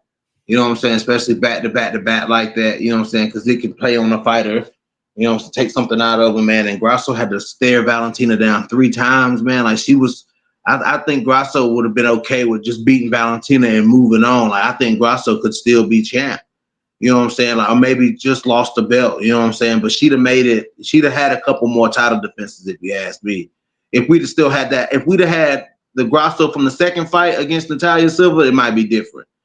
You know what I'm saying? But I don't know, man. I think it took a lot out of Grasso. I think what kind of failed with Grasso too is she did beat Valentina the first fight. Some people think she won the second fight, but Valentina has so many tools, you know. So Yeah. Valentina didn't really have to do anything new. She just went in the third fight and did something different that Grasso just didn't have. So Grasso kind of needed a break to go back and retool, you know, because Yeah. when you're dealing with Valentina, one of the smartest fighters, it's like, okay, you beat her with one time, but you better have another good game plan to beat her the second. And I don't think, you know, Grasso, her wrestling just wasn't there. You know, pure Yeah. wrestling wasn't there. So I think Yeah. that kind of drained her, man. Yeah. Yeah. I think it did, man. It's just, you know, being broken in a fight like that, like mentally broken that third fight, it was like, ugh, Mm. probably But was a lot for her. But BJ, look, I like I said, we ain't gonna agree on this, but I love talking to you about these conversations. Absolutely. Good, I definitely do. Absolutely. But we're gonna jump into this one here because I got a question for you, man. Oh. This was the only other picture I could find, so I know you're gonna. I knew it. I knew it. I knew it. I knew it. Let's go. Oh, let's Look, go. I'm not disrespecting your champion by putting Wei Lee with the belt on. That was the only picture I could find. That's okay. But let It me wasn't though, but it's all right. okay. Let me ask you. So after seeing that fight against Wei Lee, like you can give me your take, but what do you think awakens in Mackenzie Dern now that you feel like she does have a chance to retain her belt against Zhang Wei Li? If you believe that, right? Do you think so? So this is what I got to say about that. Okay. Okay, yeah. So the disparaging comment that I hate that ever came out of Mackenzie Dern's mouth, you know what I'm saying, was the fact that she didn't think she was ready to fight Wei Lee. You know what I'm saying? I fucking hate that she ever said that comment. I don't ever want to hear her talk like that again. But she's not saying that now. You know what I'm saying? So we can let that, we can kind of we can kind of move past that now. You know, that should no longer be the narrative. You know, and I've seen Mackenzie Dern doing a champion thing, you know, being out there. She was at the poker game. She was playing poker, you know what I'm saying? And, you know, that they was all like, oh, you know, UFC champ, you know what I'm saying? And Mackenzie Dern was out there, you know, she was talking and Schmo interviewed her. And, you know, she was like, you know, I'm ready. She's like, yeah, you know, like I want Wei Lee to be my title. I want to fight Wei Lee. Like, let's do it. You know what I'm saying? And I'm like, okay. And then I also watched the Jason Perillo interview. He had a very recent interview as well. And I meant to send you that link, Combo, but I forgot because I got caught up in listening to the interview, man. And he was talking about his journey with Mackenzie Dern. Huh? Send it to me later. Oh, yes. He was talking about his journey with Mackenzie Dern and the things that he saw her do when she briefly left his camp. And, you know, how after that Amanda Lemos fight, she called him and was like, you know, I need to get back in there with you. You know, and he said, he took her back, you know, and he'd been working with her. And Jason Perillo said, you know, before she looked like she was in bar fights. You know, like she was fighting like she was in a bar fight. And it was kind of true, you know, Mackenzie was fighting like that, like a slugger, you know, just like she was like this street fighting, you know what I'm saying? And, you know, he's talking about how he rounded out her style and helped her a little bit, you know, become a little bit better, a lot better on the feet. But I think that Mackenzie Dern should really gain some confidence from this fight. You know what I'm saying? I think that Dern knows that if she can get Wei Lee to the ground, you know what I'm saying? Like once she gets Wei Lee to the ground, Wei Lee is not what she is not the wrestler that she's not the ground fighter that people put her up to be, you know what I'm saying? Because Valentina just dominated her. Like there was no answer to whatever Valentina was doing to her on the ground in that fight. You know what I'm saying? And I think that Mackenzie, this version of Mackenzie Dern, this physical specimen version of Mackenzie Dern is very strong and very explosive. You know what I'm saying? And she can most definitely get Wei Lee to the ground if she goes for it. There's no doubt in my mind that she can get her down. You know what I'm saying? And the reason I say that is because Mackenzie Dern sets it up. She's setting up her takedowns with punches now. You You know what I'm saying? One thing that we really gave her hell for in the past about, oh my God, her takedowns would be so easier if she worked on her wrestling and set it up. Well, she's done those things, you know what I'm saying? And she looks good and her striking looks good. I got to give her credit for it. Yes, she still got things she got to work on. She's got holes in her game that she's got to work on. But is it out of the realm of possibility to see Mackenzie Dern snapping off punches on Weili? No, it's not out of the question. You know what I'm saying? And yes, that may be Weili's perceived advantage, but Mackenzie Dern's confidence should have grown by leaps and bounds, and I think it actually did. You know what I'm saying? I think her confidence did go way up after seeing this fight, man, because now Tatiana, who she ain't even talking about Tatiana Suarez no more. You know what I'm saying? She's talking about Wei Lee. Like Mackenzie Dern saying, I want to fight Wei Lee. You know what I'm saying? So if you don't believe me, go watch the Mackenzie Dern and Jason Perillo interviews. Like that's something that they've been taught. That's something that they're talking about. You know what I'm saying? Jason Perillo and Mackenzie Dern are having that conversation. You know what I'm saying? And I'm sure Jason Perillo's like, man, you can beat this girl. You can beat this girl. And I think that, you know, the chance, you know, the perceived chances of Mackenzie Dern retaining her belt against Zhang Weili have went up. So I think so. Okay. We about to disagree again here. That's okay. That's what we're here for. We on the opposite side. Yes, sir. That's okay. Okay, I think if there's any possibility, first off, for Dern to beat Weili, I think it's going to be two things, and I don't think it's going to be because of the skill set. I think it could be, well, one, I think it could just be like a mental thing with Weili, like maybe Weili going back to her division and being maybe either too comfortable, thinking she could just go in there and do what she does, or maybe just not having the confidence like she used to. It could either be the confidence or the comfort. But if Weili is purely ready, like when she says what's she going to do? Take a break? She said, take a little Yeah, she break. said she was taking a break. Okay, you don't fight that much anyway. But anyways, all right. So Weili says she's going to take a little break, but I think if she comes back hungry, ready to get that belt, man, I think honestly she'll pick up right where she left off. I think she will, man, because I still think that a good game Weili is still a competitive Weili that knows her body and her style and the level that she still wants to reach and just the statement she wants to leave behind. So I think that Weili's not going to come in underestimating Dern. You know, I think that what she learned from the Valentina fight will carry over in this fight for good. I think she was going to even kind of slow it down at times and not put herself in situations and be so quick to run in, because even though I think she could hold her own and shoot like she did against Valentina, against Dern, and get Dern down and be successful on the ground, I think she's going to even just slow it down there just to kind of take some things like what Valentina did, you know, and just say, okay, well, maybe I should start being a little bit more patient like Valentina, kind of like when she fought Rose, after, she lost Rose the second time, she slowed it down and started wrestling more. So I think she might fight a little bit more of a patient fight against Dern, leaving Dern to kind of set herself up by coming in and getting caught, you know. Um, I think Dern's like leg kicks look pretty good. You know, that is one thing I'll say. Like Dern's leg kicks are pretty good, and I think that the connection could have some effect. Like it could, but I still think that even in the clinch here, I would have to favor like Weili.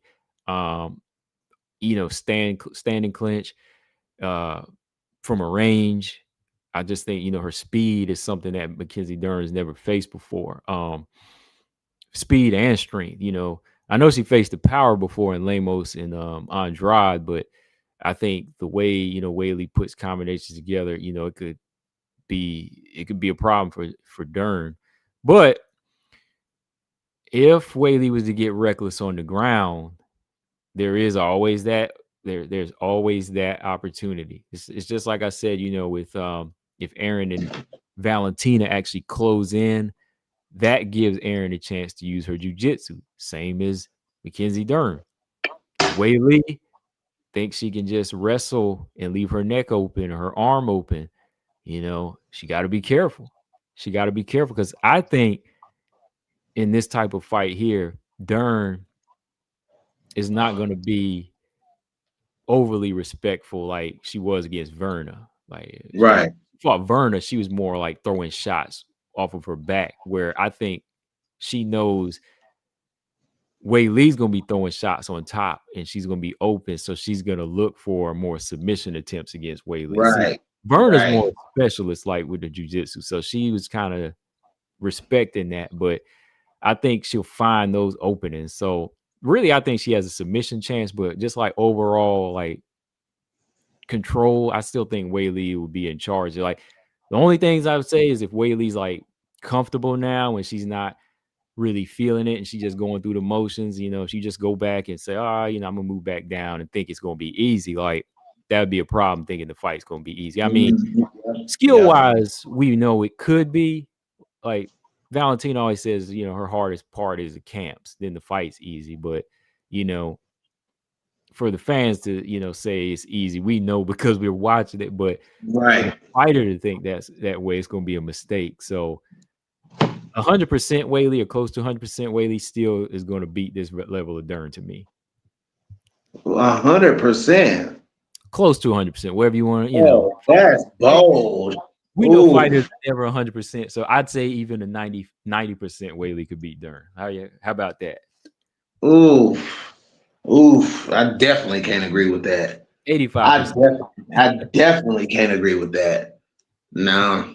I got it's 50-50 to me, man. It's 50-50 to me. Oh, 50-50. Are you It's serious? 50 it's 50-50 to me. Do you It's think that 50. mostly because of the Shevchenko win, the loss? Or do you think No, the part of it is that, and the other part is just that Dern has improved, man. Like she's just an improved fighter. Like this is the best version of Mackenzie Dern.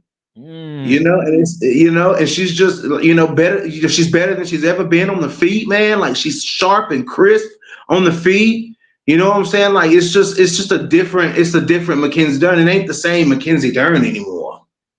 And now she's got the belt wrapped around her waist, man. Like, do you I don't really know, think man. 50 BJ, look, you gotta break this down. 50-50 though. All right, like 50-50. give me the number one. Well, give me a point why you really think it's 50-50 though. Like, what about her is really making you scared for Wei Lee going to try to challenge for her belt? I gotta The know. ground game, the ground aspect. Okay, but And so the you fact that thinking that? Mackenzie Dern and the fact that Mackenzie Dern will throw power back at Zhang Wei Li. Like, you know what I'm saying? Like Zhang Wei gonna throw punches, but Mackenzie Dern gonna throw punches too. You know what I'm saying? Like and Mackenzie's punches, Mackenzie's striking has looked sharp, man. You know what I'm saying? I mean, her stand up is looking good. It does. It really does. So you okay? And hold on. Somebody never mind. Go ahead, Combo. Go Oh, ahead. okay. Oh, so you think that? Somebody in your comment section trying to get my attention, but go ahead. He always want my attention.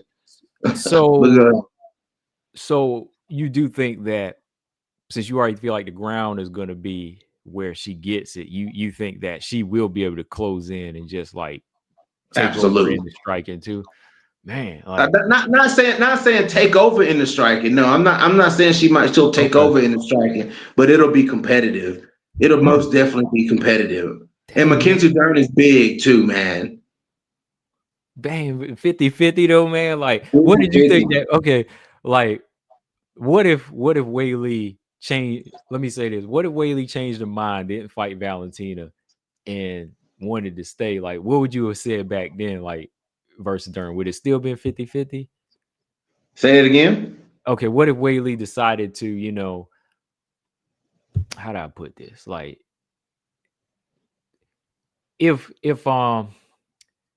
what if Wei Lee never fought Valentina? What if she just chose to stay at 150, even though she relinquished the belt, and she just said, "I'm coming back to 115, and I'll fight for my belt again"? Like, you didn't think that You don't think that Valentina fight had any effect? You still would say 50-50? No, I think it does have some. No, it does have an effect. No, it absolutely does. Okay. Yeah, it absolutely. That's why I'm saying like my confidence grew in Mackenzie Dern a fan because people seem to forget that I'm a fan first. You know what I'm saying? Like people seem to forget I'm a fan that makes videos. Like it's as simple as that. I'm a fan first, and No, I respect if that. my confidence grew, I think.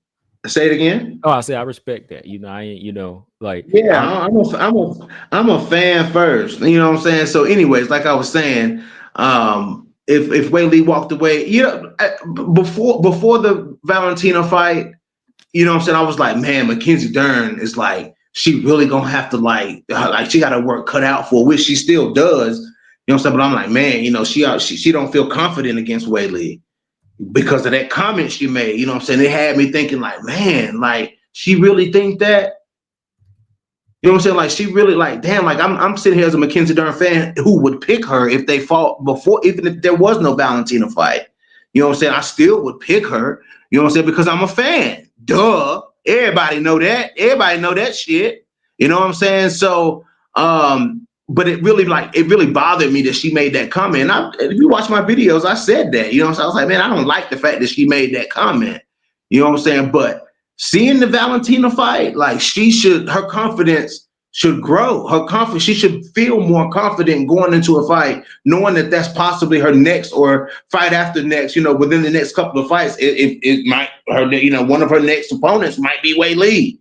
You know what I'm saying? Like that should have given her confidence. You know what I'm saying? And as a fan, keyword being a fan, you know what I'm saying?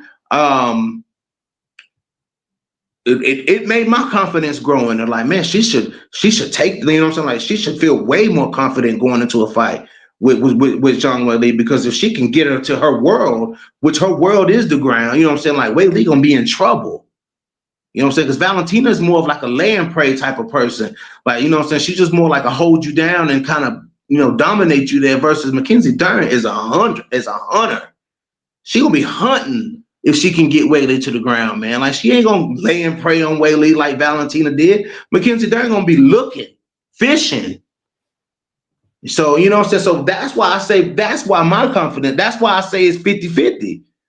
okay. And the leaps and bounds that she's grown on the feet, man, like man, Mackenzie Dern like a champion to me, dude. Like she looks like a champion to me. And that's what I'm saying. Like, what would the story be if Vina Jandiroba won the fight?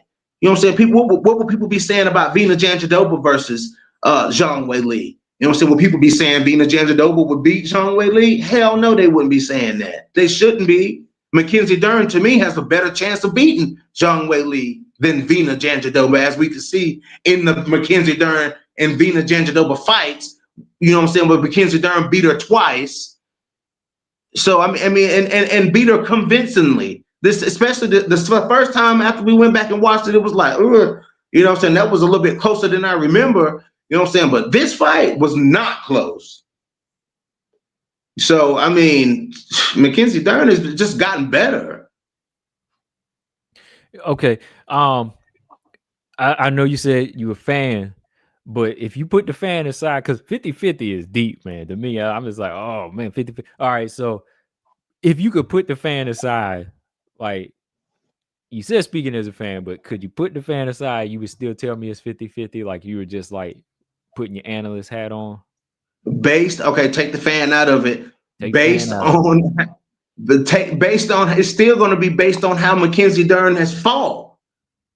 Like based on how she look out there, man. Like she looks like somebody who's ready to challenge somebody like Wei Lee. Mm-hmm. Look at her performances, man. I look at her last couple performances. Like she looks like somebody that can challenge Wei Lee. Because So I'll say this. Because for me, okay, let me do the Valentina and Natalia example. For me, fan, I want to see a good competitive fight, and I think that it is like fan part of me. I think that'd be a good fight, but leaning towards part of me, just watching Valentina fight over and over, it's hard for me to even just say 50-50. But if I do like an analyst look at it, it teeters from 50-50, but then it'll go 55-45 for Valentina, even in that fight, to be honest. So uh, that's how I look at that fight. But you really think like that fight from I'm just saying, like Mackenzie Dern, like I just gotta keep asking, if you really think she stepped it up at enough to beat the best champion of today in strawweight division. Yeah, I Okay. really think that, bro. I really think that, man. Like, I mean, let me put it like this: she's the most viable contender. She's the most viable person right now. Who else? Who else is fighting like Mackenzie Dern out there that's in the top five? Nobody. None of them. None of them. None of them girls fighting like Mackenzie Dern in the top five. Ain't none of them as sharp as Mackenzie Dern on the feet. None of them. Ain't none of them as fluid as Mackenzie Dern on the ground. None of them. Man. Oh, shoot. Hey, look, I want a good fight. That's all I can say, man. But yeah, I just think that Wei Lee, man, when she come back down, she'll still be able to come back in and do what she does. And I still, if Mackenzie Dern, I will say this, she did show some patience in that Verna fight. Um, that's a good start. I will say that. That is a good start for her to me. Like she did slow it down and didn't look too crazy. And that's the thing. Like, see, when Jason Perillo, he said she used to come in like a barroom fight. That's exactly what I've been saying. Like, people get mad when you don't hear and they say, "Oh, you say this and that," but even he could say it because a trainer has to look at it and be honest. You know what I mean? Like, a trainer has to look at it the same way and say, "I don't think this person's ready." And that's kind of what I say when I'm looking at Aaron or Mackenzie right now. Is like, I see y'all do this, but when you step it up against a chess player, you're gonna get checkmated if you just go in there the wrong way, you know. So I just see, Wei Lee stepping right back on the gas to where she been, and I think technically, jiu-jitsu wise, yeah, I still think Dern is better at submitting, or BJJ, but I think the overall tools and skill sets of Wei Lee will be on display in this fight because Yeah. when I saw what happened in the Valentina fight, to me, it was like, girl, get back to 115. You know what I mean? Like, it Yeah. wasn't really a Yeah. question of, oh, she gonna lose now. She moved back Right. down. It was just like, girl, get back down 115 where your body's and your skill is ready. Like But that's what people in the comments think that I said 75-25 combo. I thought. You Like these said, people, what was it? What did it usually say? 65, these 45? these people, I'm telling you, man, these people think I said 75-25 up in this piece, dude. I said 50-50. I literally said 50-50, like they both have an equal amount of chance of whooping each other. Like that's what I didn't say 75-25. I didn't say 90-10, 80-20. I didn't say that. I said 50-50. 50-50, I man. mean, I mean, 50. Whaley has just as good of a chance of beating her. 50-50 is hard for me because that's what I know Whaley does. And, y'all, I'm hard on Mackenzie Dern over here. Like, but 50-50 is deep for me, man. Shoot. Okay, let me do this. Let me do this. Let me go. Okay, let me go 55-45, Whaley based solely on championship experience. for Whaley. Based solely, yes, for Whaley, based on championship experience. You know what I'm Okay. saying? I can sleep a little Yeah. better. Okay, yeah. So let's say 55-45 with Whaley having that championship experience in the back of her head. You know what I'm saying? But Dern is a formidable opponent. Like she is a formidable opponent in there. And she's not gonna be, I don't think Whaley's gonna get Dern out of there easy. You know what I'm saying? I think if Whaley wins, she's gonna have to walk through some hell in there with Dern. All right. You know I what I'm saying? see. Like Dern gonna give her hell. Hey, Mr. Only said Whaley will come back a year later, though. I gotta laugh at that because how many times does Whaley fight a year, man? Like, how many fights Yeah, like lately? Like, I don't even think that fight's gonna happen next. I really think that uh Dern and Suarez is gonna be next. I really think they're gonna make that fight next. I think they're yeah. gonna at least Dern get at least one title defense in. Now if you want to talk 55-45 or even 50-50 or maybe even leaning in favor of Dern. That's a fight I could see Dern actually having some success in against Suarez. Yeah, I mean, yeah, I think she beat Suarez. I think she beat Suarez on the feet. like I said at the bottom, my quote: I love Tatiana Suarez, but I mean, you let you feel that in. I love Suarez, but She got to yeah, work on that stand up. Like she shouldn't be working nothing but boxing and stand. Like she need to go work with Jason Perillo. Like you know what I'm saying? She need to go to Pahumpa. She need to go up to TriStar with what's his name? What's Roy McDonald GSP coach? What's his name? Faraz Sahabi. She need to go somewhere. You know what I'm saying? Like she need to go somewhere. go get what's his name, Dewey Cooper up in there. Dewey Cooper. Yeah, That would be somebody. a good link. Yeah, She need to I do something, man. Because if she don't get that together, Tatiana gonna get knocked out in there. it could be possible, man. It could be possible. Honestly, mm, well, yeah, I've said that in the past. Now that I won't go as far as to say that, but yeah, like as of lately, like some of these fighters out there have been showing some things because even like Lamos is like not even Lamos landing on the chin, but Lamos's leg kicks. Did you see the effect they were having on Suarez in that fight? Yep, they were They were heavy. having, dang. See, Jillian gonna have to watch out for those because Jillian can be heavy on her front foot. You know what I'm saying? Like I've seen some girls try to take that approach on Jillian. You know what I'm saying? And kick her legs. Her legs have been kicked. Like I think it might have been Cash. No, Cash Rader was trying to chew Jillian up with a jab. She did. She landed a few good jabs on G Rob. Mm-hmm. But somebody else was kicking Jillian legs like that. I can't remember who it was, man. So she's gonna have to be careful with that. She's gonna have to be careful with the big explosive punches if Amanda Lemos decides to fire off. Jillian might freeze her in there, but we'll see. Yeah, we're gonna see. We're gonna see. Moving real quick, BJ. You sent this to me. I saw it. Kayla Harrison and Amanda Nunes, rumored to be what the main event, Yeah, that's what the word is. White House, I guess. UFC 324.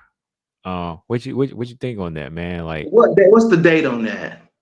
January 24th. Yeah, that's not the. I don't think no, that's not the White House. Okay. Yeah, the Oh, White House is like in March. okay. This is just the first. Like, I think the new This is the first Paramount pay per deal. view of the year. Yeah. Yes. Okay. Yeah, man. Yeah, I got Amanda Nunes, bro. I just think Amanda gonna unleash. She's let her body rest because Amanda was an active champion, dude. Like we can't ever say Amanda wasn't active.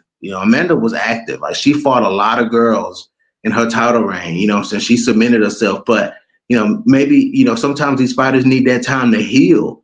You know what I'm saying? That time, and let her body heal. You know what I'm saying? And what got me though is Amanda saying when she beat Kayla Harrison, she going down to fight Valentina. And I said, wait a second now, hold on, hold on. You Combo, do you really think that Amanda can make 25?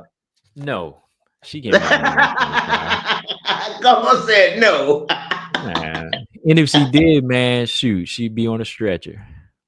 Man, I don't think she should even try that, dude. Like Valentina, I don't know, dude. She might be held at 25 if she can make it. If she can Man, make it though. if she could make 125, man, I think it would take one clean shot from Valentina to put her out, man.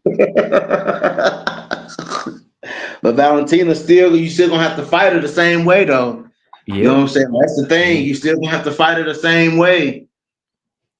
Yep. Oof. You've been out almost 2 years and you ain't never made flyweight. I mean, shoot.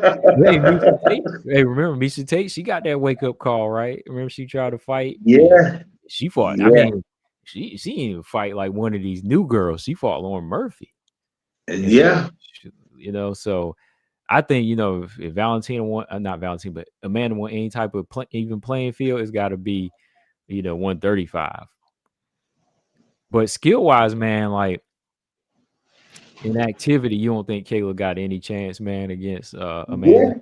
No, she does, dude. Like, that's what I'm saying. Like Kayla does have a chance. Like You know, Kayla's big and she can wrap Amanda up, you know what I'm saying, and hold Amanda, you know what I'm saying? But dude, Amanda's just so strong though, man. Like, God, Amanda's strong, man. It just makes you really think, man, like, you know, who's really stronger in those positions, man? Because Nunes is strong and Nunes is explosive, man. Like she'll dig underhooks, you know what I'm saying? But my thing is being taken down. Like if she gets taken down by Kayla Harrison, of course, the whole rumors about training and how the training went when they sparred with each other. Saying that Kayla got the best of Amanda, but it is what it is. But that it really makes you think, man. Is can Amanda really fend off Kayla Harrison? You know what I'm saying? Because I don't think it would take very many punches from Nunes to do away with Kayla. You know what I'm saying? Kayla ain't never. I mean, look at how when Larissa Pacheco was hitting her, man. Like, she didn't like that, man. She started No. desperately shooting. You know what I'm saying? She Yeah. started desperately shooting, man. And she don't like to get hit. She got a nose on her too, man. Like Amanda Nunes is the wrong girl. If you got a big nose on your face, man, that's the Mhm. wrong girl to fight, man. Ask Mhm. Misha Tate. You know what Ask it is? Say Exactly. what? I said, you know what it is? Exactly, Yeah, man. bruh. Like ask Felicia Spencer, bro. Like them. Ask Megan Anderson, bro. Like them big nose girls. Them ain't the ones, man. Them ain't the ones to fight Amanda Nunes. You know what I'm saying? Yeah. Dude, I see Kayla with a broke nose. Well, I see her with a broke face, bro. Just give Amanda one round. That's all it take for her to get started. Yeah. Like, and if she land one bomb on you, like, look at the reaction. I'm just thinking back to like how I'm just trying to think like how did Pena stand up to it? Like Pena actually stood up to that power, but man, like I just don't see many of these other girls standing up to this type of power, man. I think Nunes. She did punish Pena. You know what I'm saying? But I just feel like Nunes was just always being wary of Pena. You know what I'm saying? Like Pena had Nunes kind of wary in there. You know what I'm saying? So They had history, right? Yeah. yeah, it was a little bit. That's a little bit different. Amanda gonna try to really punish Kayla though. Yeah. You know what I'm Yeah. saying? So I think it's a little bit different. Pena was like a damn honey badger in there. Like she couldn't kill her, couldn't get her off. You know what I'm Mhm. saying? See, Pena don't. I mean, Harrison don't fight like that. So I don't know, man. I hope Kayla Harrison don't try to strike out here, man, because she ain't got the power, dude. Like she just don't have it. You No, she know. don't. She's got like good movement, but like I don't think she's ever fought like some good strikers to force her to, get better where she just completely depended on. I never seen her in a fight where she was just like striking, you know what I mean? Like I've never You seen think her just you what'd you say? think Melissa Crow can get Kayla Harrison out of there though? Um Melissa Crow is a big girl though. Melissa Crow, she is a big fly. I'm big, Yes. big bantamweight, man. Yeah, that's what I'm saying. And she's finished, she's finished the look. First, let's see Crow get who's she Yeah. fighting Ketla Souza, right? Yeah. Her name is that Luana No, Santos? she fought Luana Santos. Yeah, no, she's fighting Luana Santos next month. Yeah. No, who did she fight? She fought in her last fight. She fought Oh, Lisboa. Lisboa. Yeah.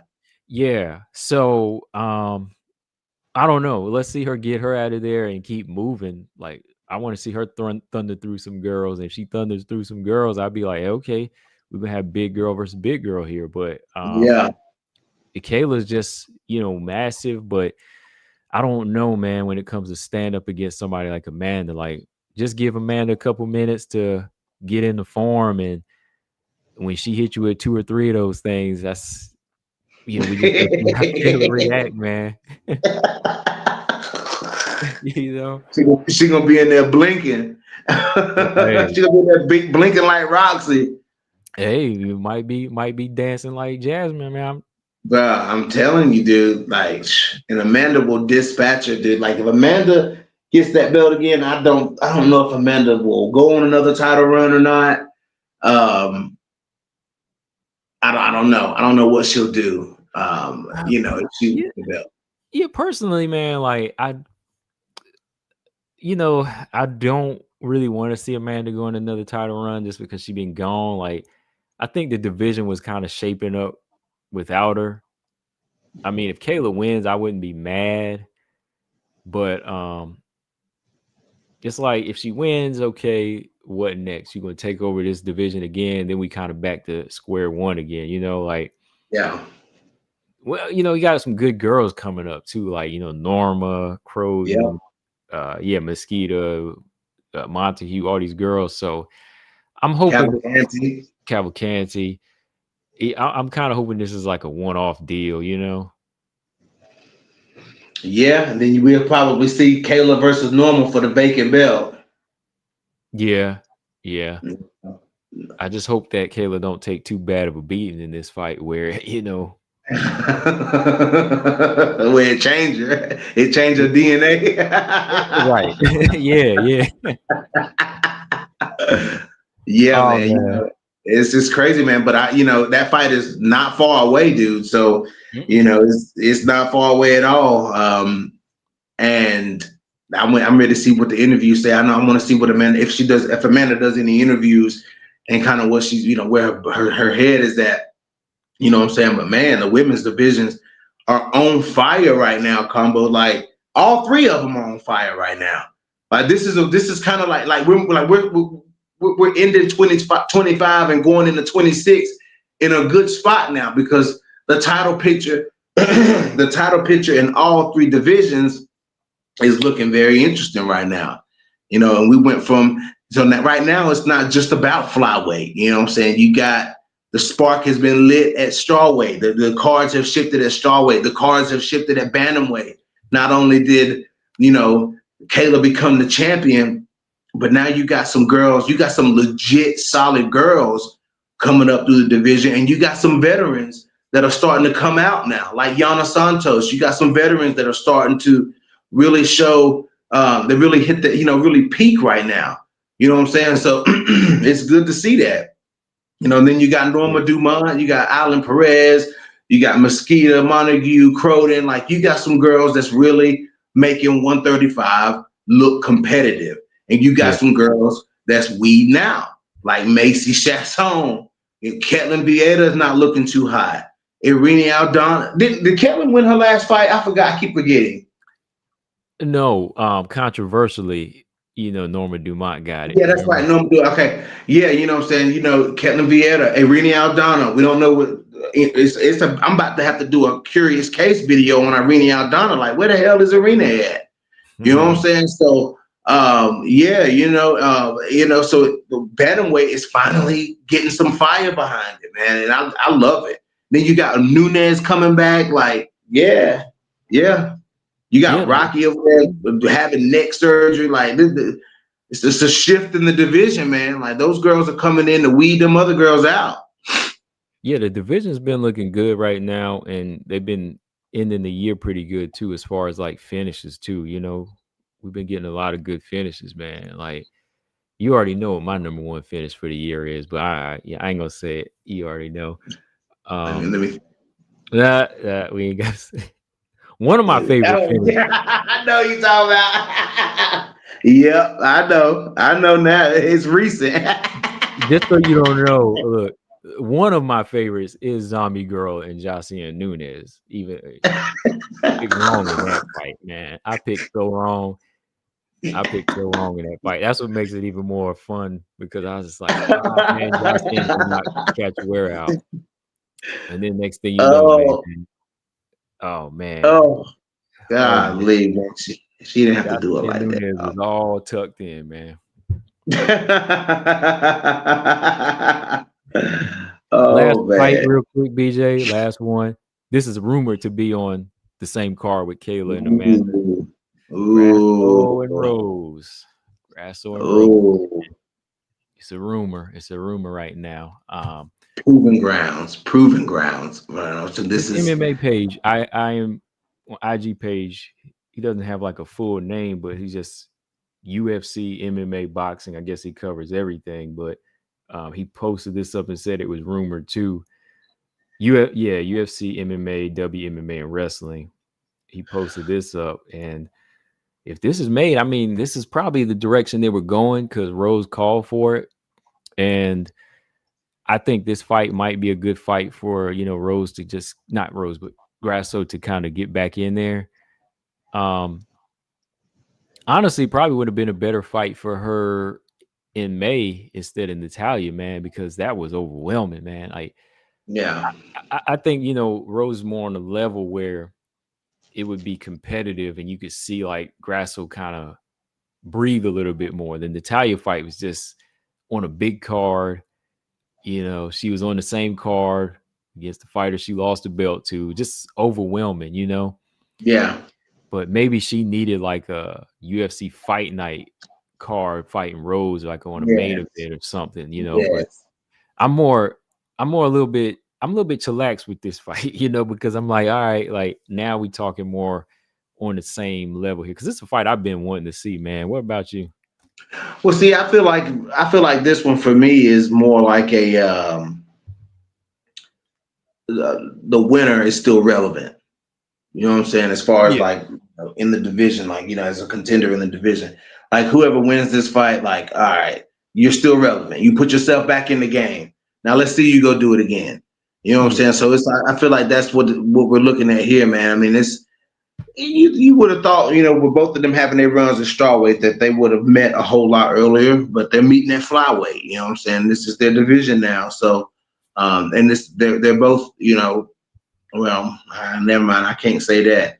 Um, yeah, two former champions. You know what I'm saying? And if Rose can get a win over the former champion, that looks good for Rose. But if Grasso can bounce back, it looks good for Grasso. So I mean, it really, for both of them. It's a high risk, high reward fight. Mm-hmm. Yeah. Cause Rose, Rose, she's been active at 125 and she's just kind of been breaking even, where Yeah, she'll beat the girls you expect, but then she can't beat the girls that, you know, I expect to beat her, like yeah. with Manon or Aaron, like I expect them to win. Like she hasn't broken that mold and stepped up and beat one of those type of fighters. But when she go back and fight Ebos, she'll win. Cortez, she'll win. Maverick, she'll win. But she kind of needs this former flyweight champion to kind of break that pattern, and put her in that mix now because Grasso is ranked what, number 4 or 5? Four, I think.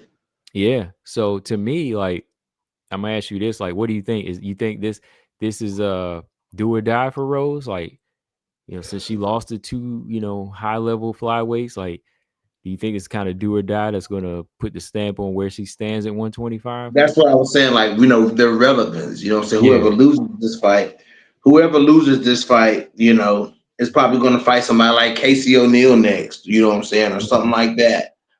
They're going to have to fight way down in the rankings. Their next fight, which will really show you where they are.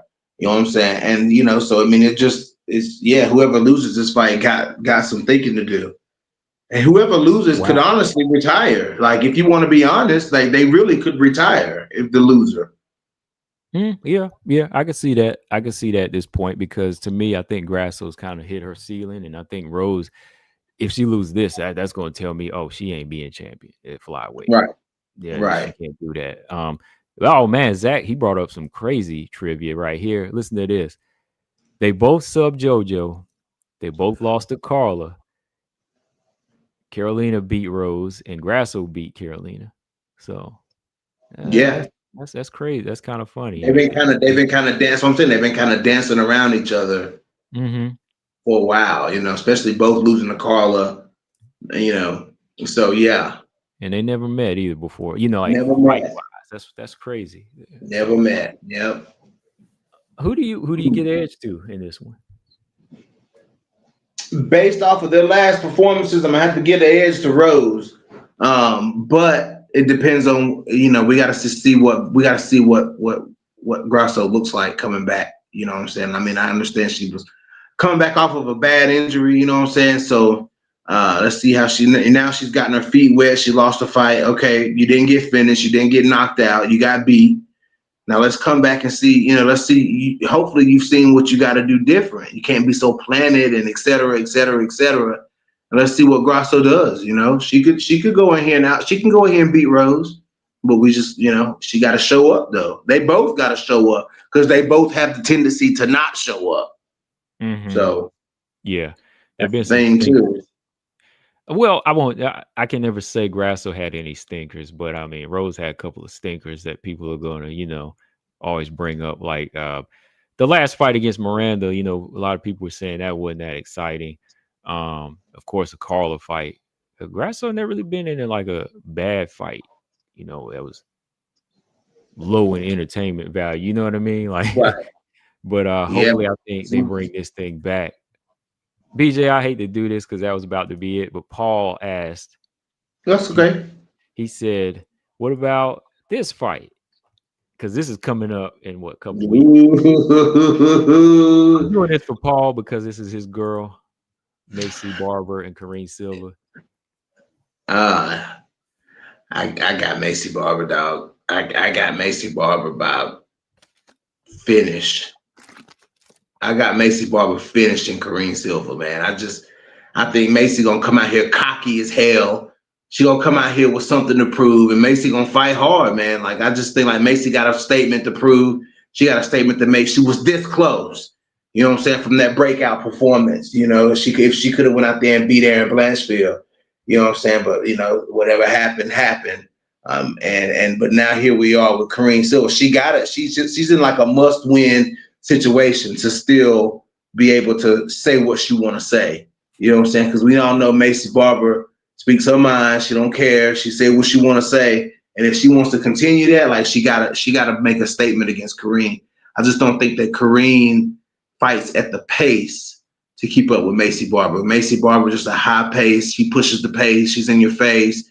She's got that equalizer. That clinch game is unmatched. It's still unmatched in the division.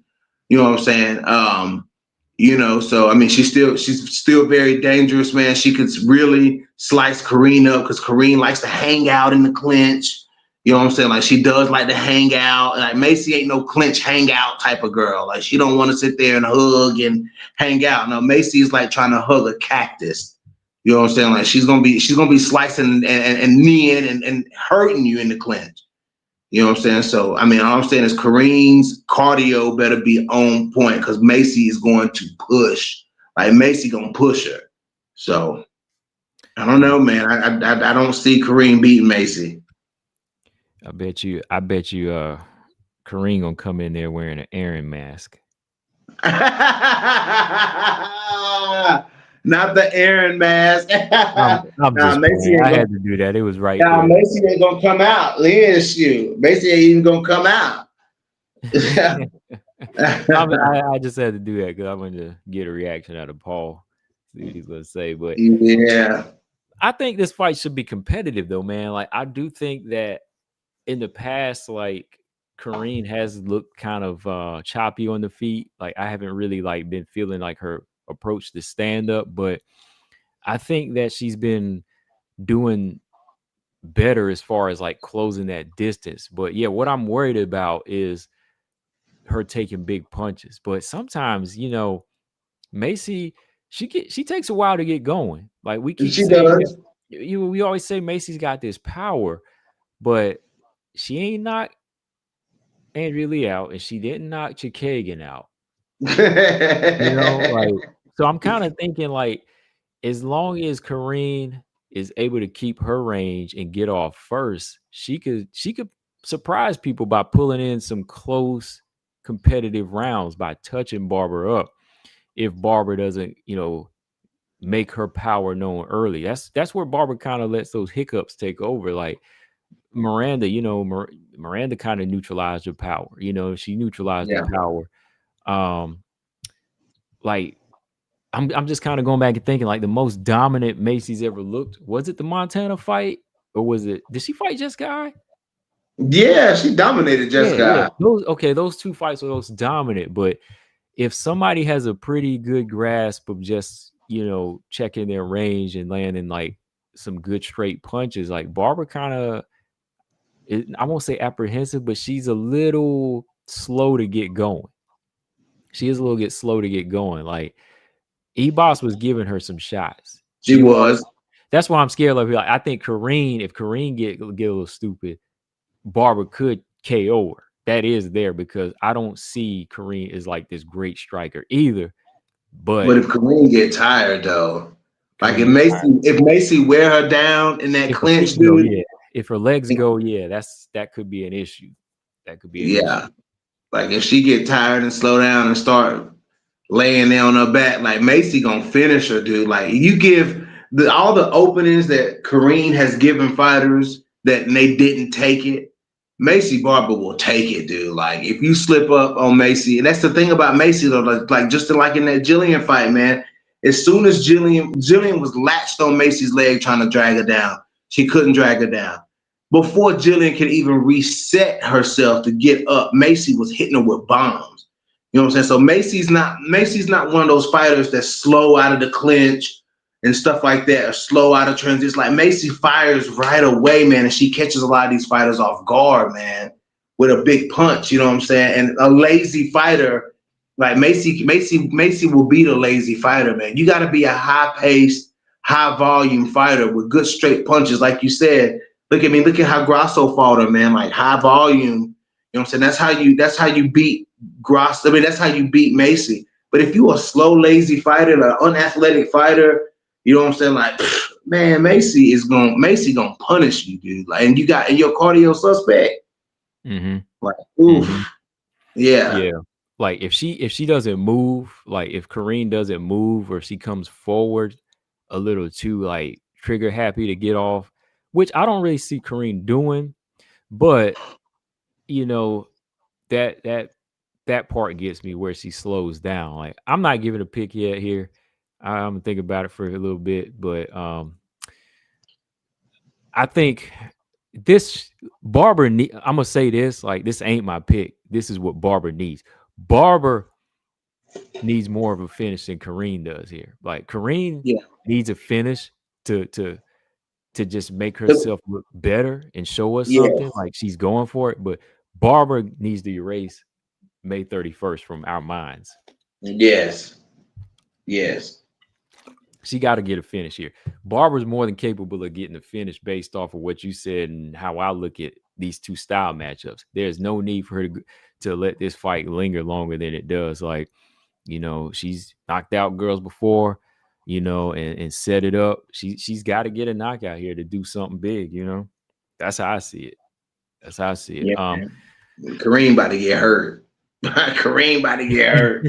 I mean, I'm sorry, man. She about to get hurt, dog. We'll see, man. We'll see, man. We'll see. We'll see. But all right, y'all. Look, we 20 rounds deep. We 20 rounds 20 deep. rounds. 20 rounds. Good show. I Good show. can't believe my cardio still holding up. Hey, look, my cardio's still going over here, but hey, but we on it, man. We appreciate y'all in the chat, you know, and everybody still tuning in after what 40 weeks of this now. But no fights this weekend. No fights this weekend. So you know, we're gonna be and it wasn't no struggling. female fights last week either, man. I was just watching the card just to watch it, dude. I was at work anyway, so I was just kind of watching just to. I mean, you know, granted, I wanted to see Arman Sarukian do something. I wanted to see, you know, with the guys in the main event. I wanted to see what Ian Gary was going to do. You know what I'm saying? So, I mean, granted, I was watching it, but I was just watching it just to watch the MMA, man. Like, no chick fights. I'm like, come on, bro. Yeah, it's the Thanksgiving weekend, so I'll probably be watching some replays or something. Same. I might watch that you know, that Manona and Jasmine fight again, but that's the one. That's his favorite finish. let me stop, man. Let me stop because you can't. That's his pick right there. Appreciate that, Zach, with the 5 spot. He said Kareem has more finishes than Barber has fights. I think she can pull it off. Okay. You think she can submit her? That'd be crazy, man. If Barber got submitted. Wow, man. It's possible. It's possible. Dang, BJ. It's possible. Yeah, that is possible. Yeah, That's very it is possible. possible. It's very possible. Oh, I got an Man. echo on Oh, my I end, got B. that. Oh, wait a minute. Hold on. My bad. My bad. Go ahead. Yeah, i- if that happened, man, woo, you got to go back. Barbara gonna have to really go back down, man. That would be That's crazy. gonna set her. That's gonna set her way back. Hmm. Yeah, and I'll say this on that 324 card, I will be sold and hype if they put Wayne Kong versus Crispy up there. I want that fight. If y'all put that fight up there with Rose and Grasso, then put Crispy and Wayne Kong, whew, that would be crazy. Yeah, I'm ready to see Carla Judici come back, man. I want to see what she gonna do, man. Cause and she looked good. She did. She looked good. I have to give her that. So we're gonna see. I wonder what. I hope her next opponent is Wayne Kong because that's gonna be a good striking match. Either her or either Wayne Kong or Veronica Hardy. Yeah, that'd be a good one too. That'd be a good one too. Veronica Hardy gonna put them paws on her though. Hmm. He said Veronica Hardy could put them balls I on. mean, I'm just being real. Yeah, Veronica, she's a little mean girl too. She's a mean girl. Yeah, yeah, oh yeah. All right, but yeah, BJ. I know where to follow you because I follow you, but let some of the people here that want to follow you know to follow you. Yes, sir. Right here on YouTube, No Filter MMA, Facebook at No Filter MMA as well. Um, I'm trying. I did not at StreamYard put the simulcast in the free service. I'm gonna be casting over the live streams over to YouTube as well. So I mean over to Facebook as well. So yeah, man. So that's it, man. I'll be live probably. Let's see. I might go live Sunday. I might do a Sunday matinee. Go live midday Sunday just to get on and chalk it up a little bit. Um, but yeah, man, just a chill weekend, ready for the holidays. Spend some time with family, and eat some good food and relax. Yep, same here. I'm just be chilling out and like I said, watching some fights and yeah, for the most part, I'll actually be working my holiday though. I'll be working, but believe me, I'll be bringing me a plate though, and the day after I'm gonna really I won't be going wild with it. So yeah. The plate's gonna be real. Mm-hmm. Shoot, I might be sleeping my desk. Who knows? All right, BJ, but hey, we gonna chop it up in 2 weeks for round 21. I think when we get to round 30, we might try to set up like a link show or something like that. We need to do that Yeah. Oh, I'm down. Yes, sir. Heck yeah, I'm down, man. because there'll be something to talk about by that time. But all right, B, I'll let you go. Whatever you got to do. Hey, you and the family have a happy Thanksgiving. You too, man. You too, man. Yeah, I'll catch you live. We'll be live again in 2 weeks. But yeah, let's get that link show set up, and we'll just keep pushing out the content, bro. Let's see what else they roll out for us. Mm-hmm. Oh yeah, for sure. Later, bro. All right, later, bro. Yeah, all right, y'all. We done. We done for the night. But yeah, that's a good idea. End of year wrap up. I like to do those end of year wrap ups, but since we doing this show together, we could do that together because I usually do one like alone, but that'd be fun to do it because we gonna do knockout of the year. We gonna do knockout and submission of the year, and we're gonna do fighter of the year too. So yeah. Yeah, we're gonna do all of that, man, because there was some knockouts this year. We can't even lie. There was a lot of good finishes this year. But yeah, anytime y'all want to speak on some women's mixed martial arts or some finalists or want some takes on some fighters, we here for y'all. So on that note, see y'all in 14 days. Peace.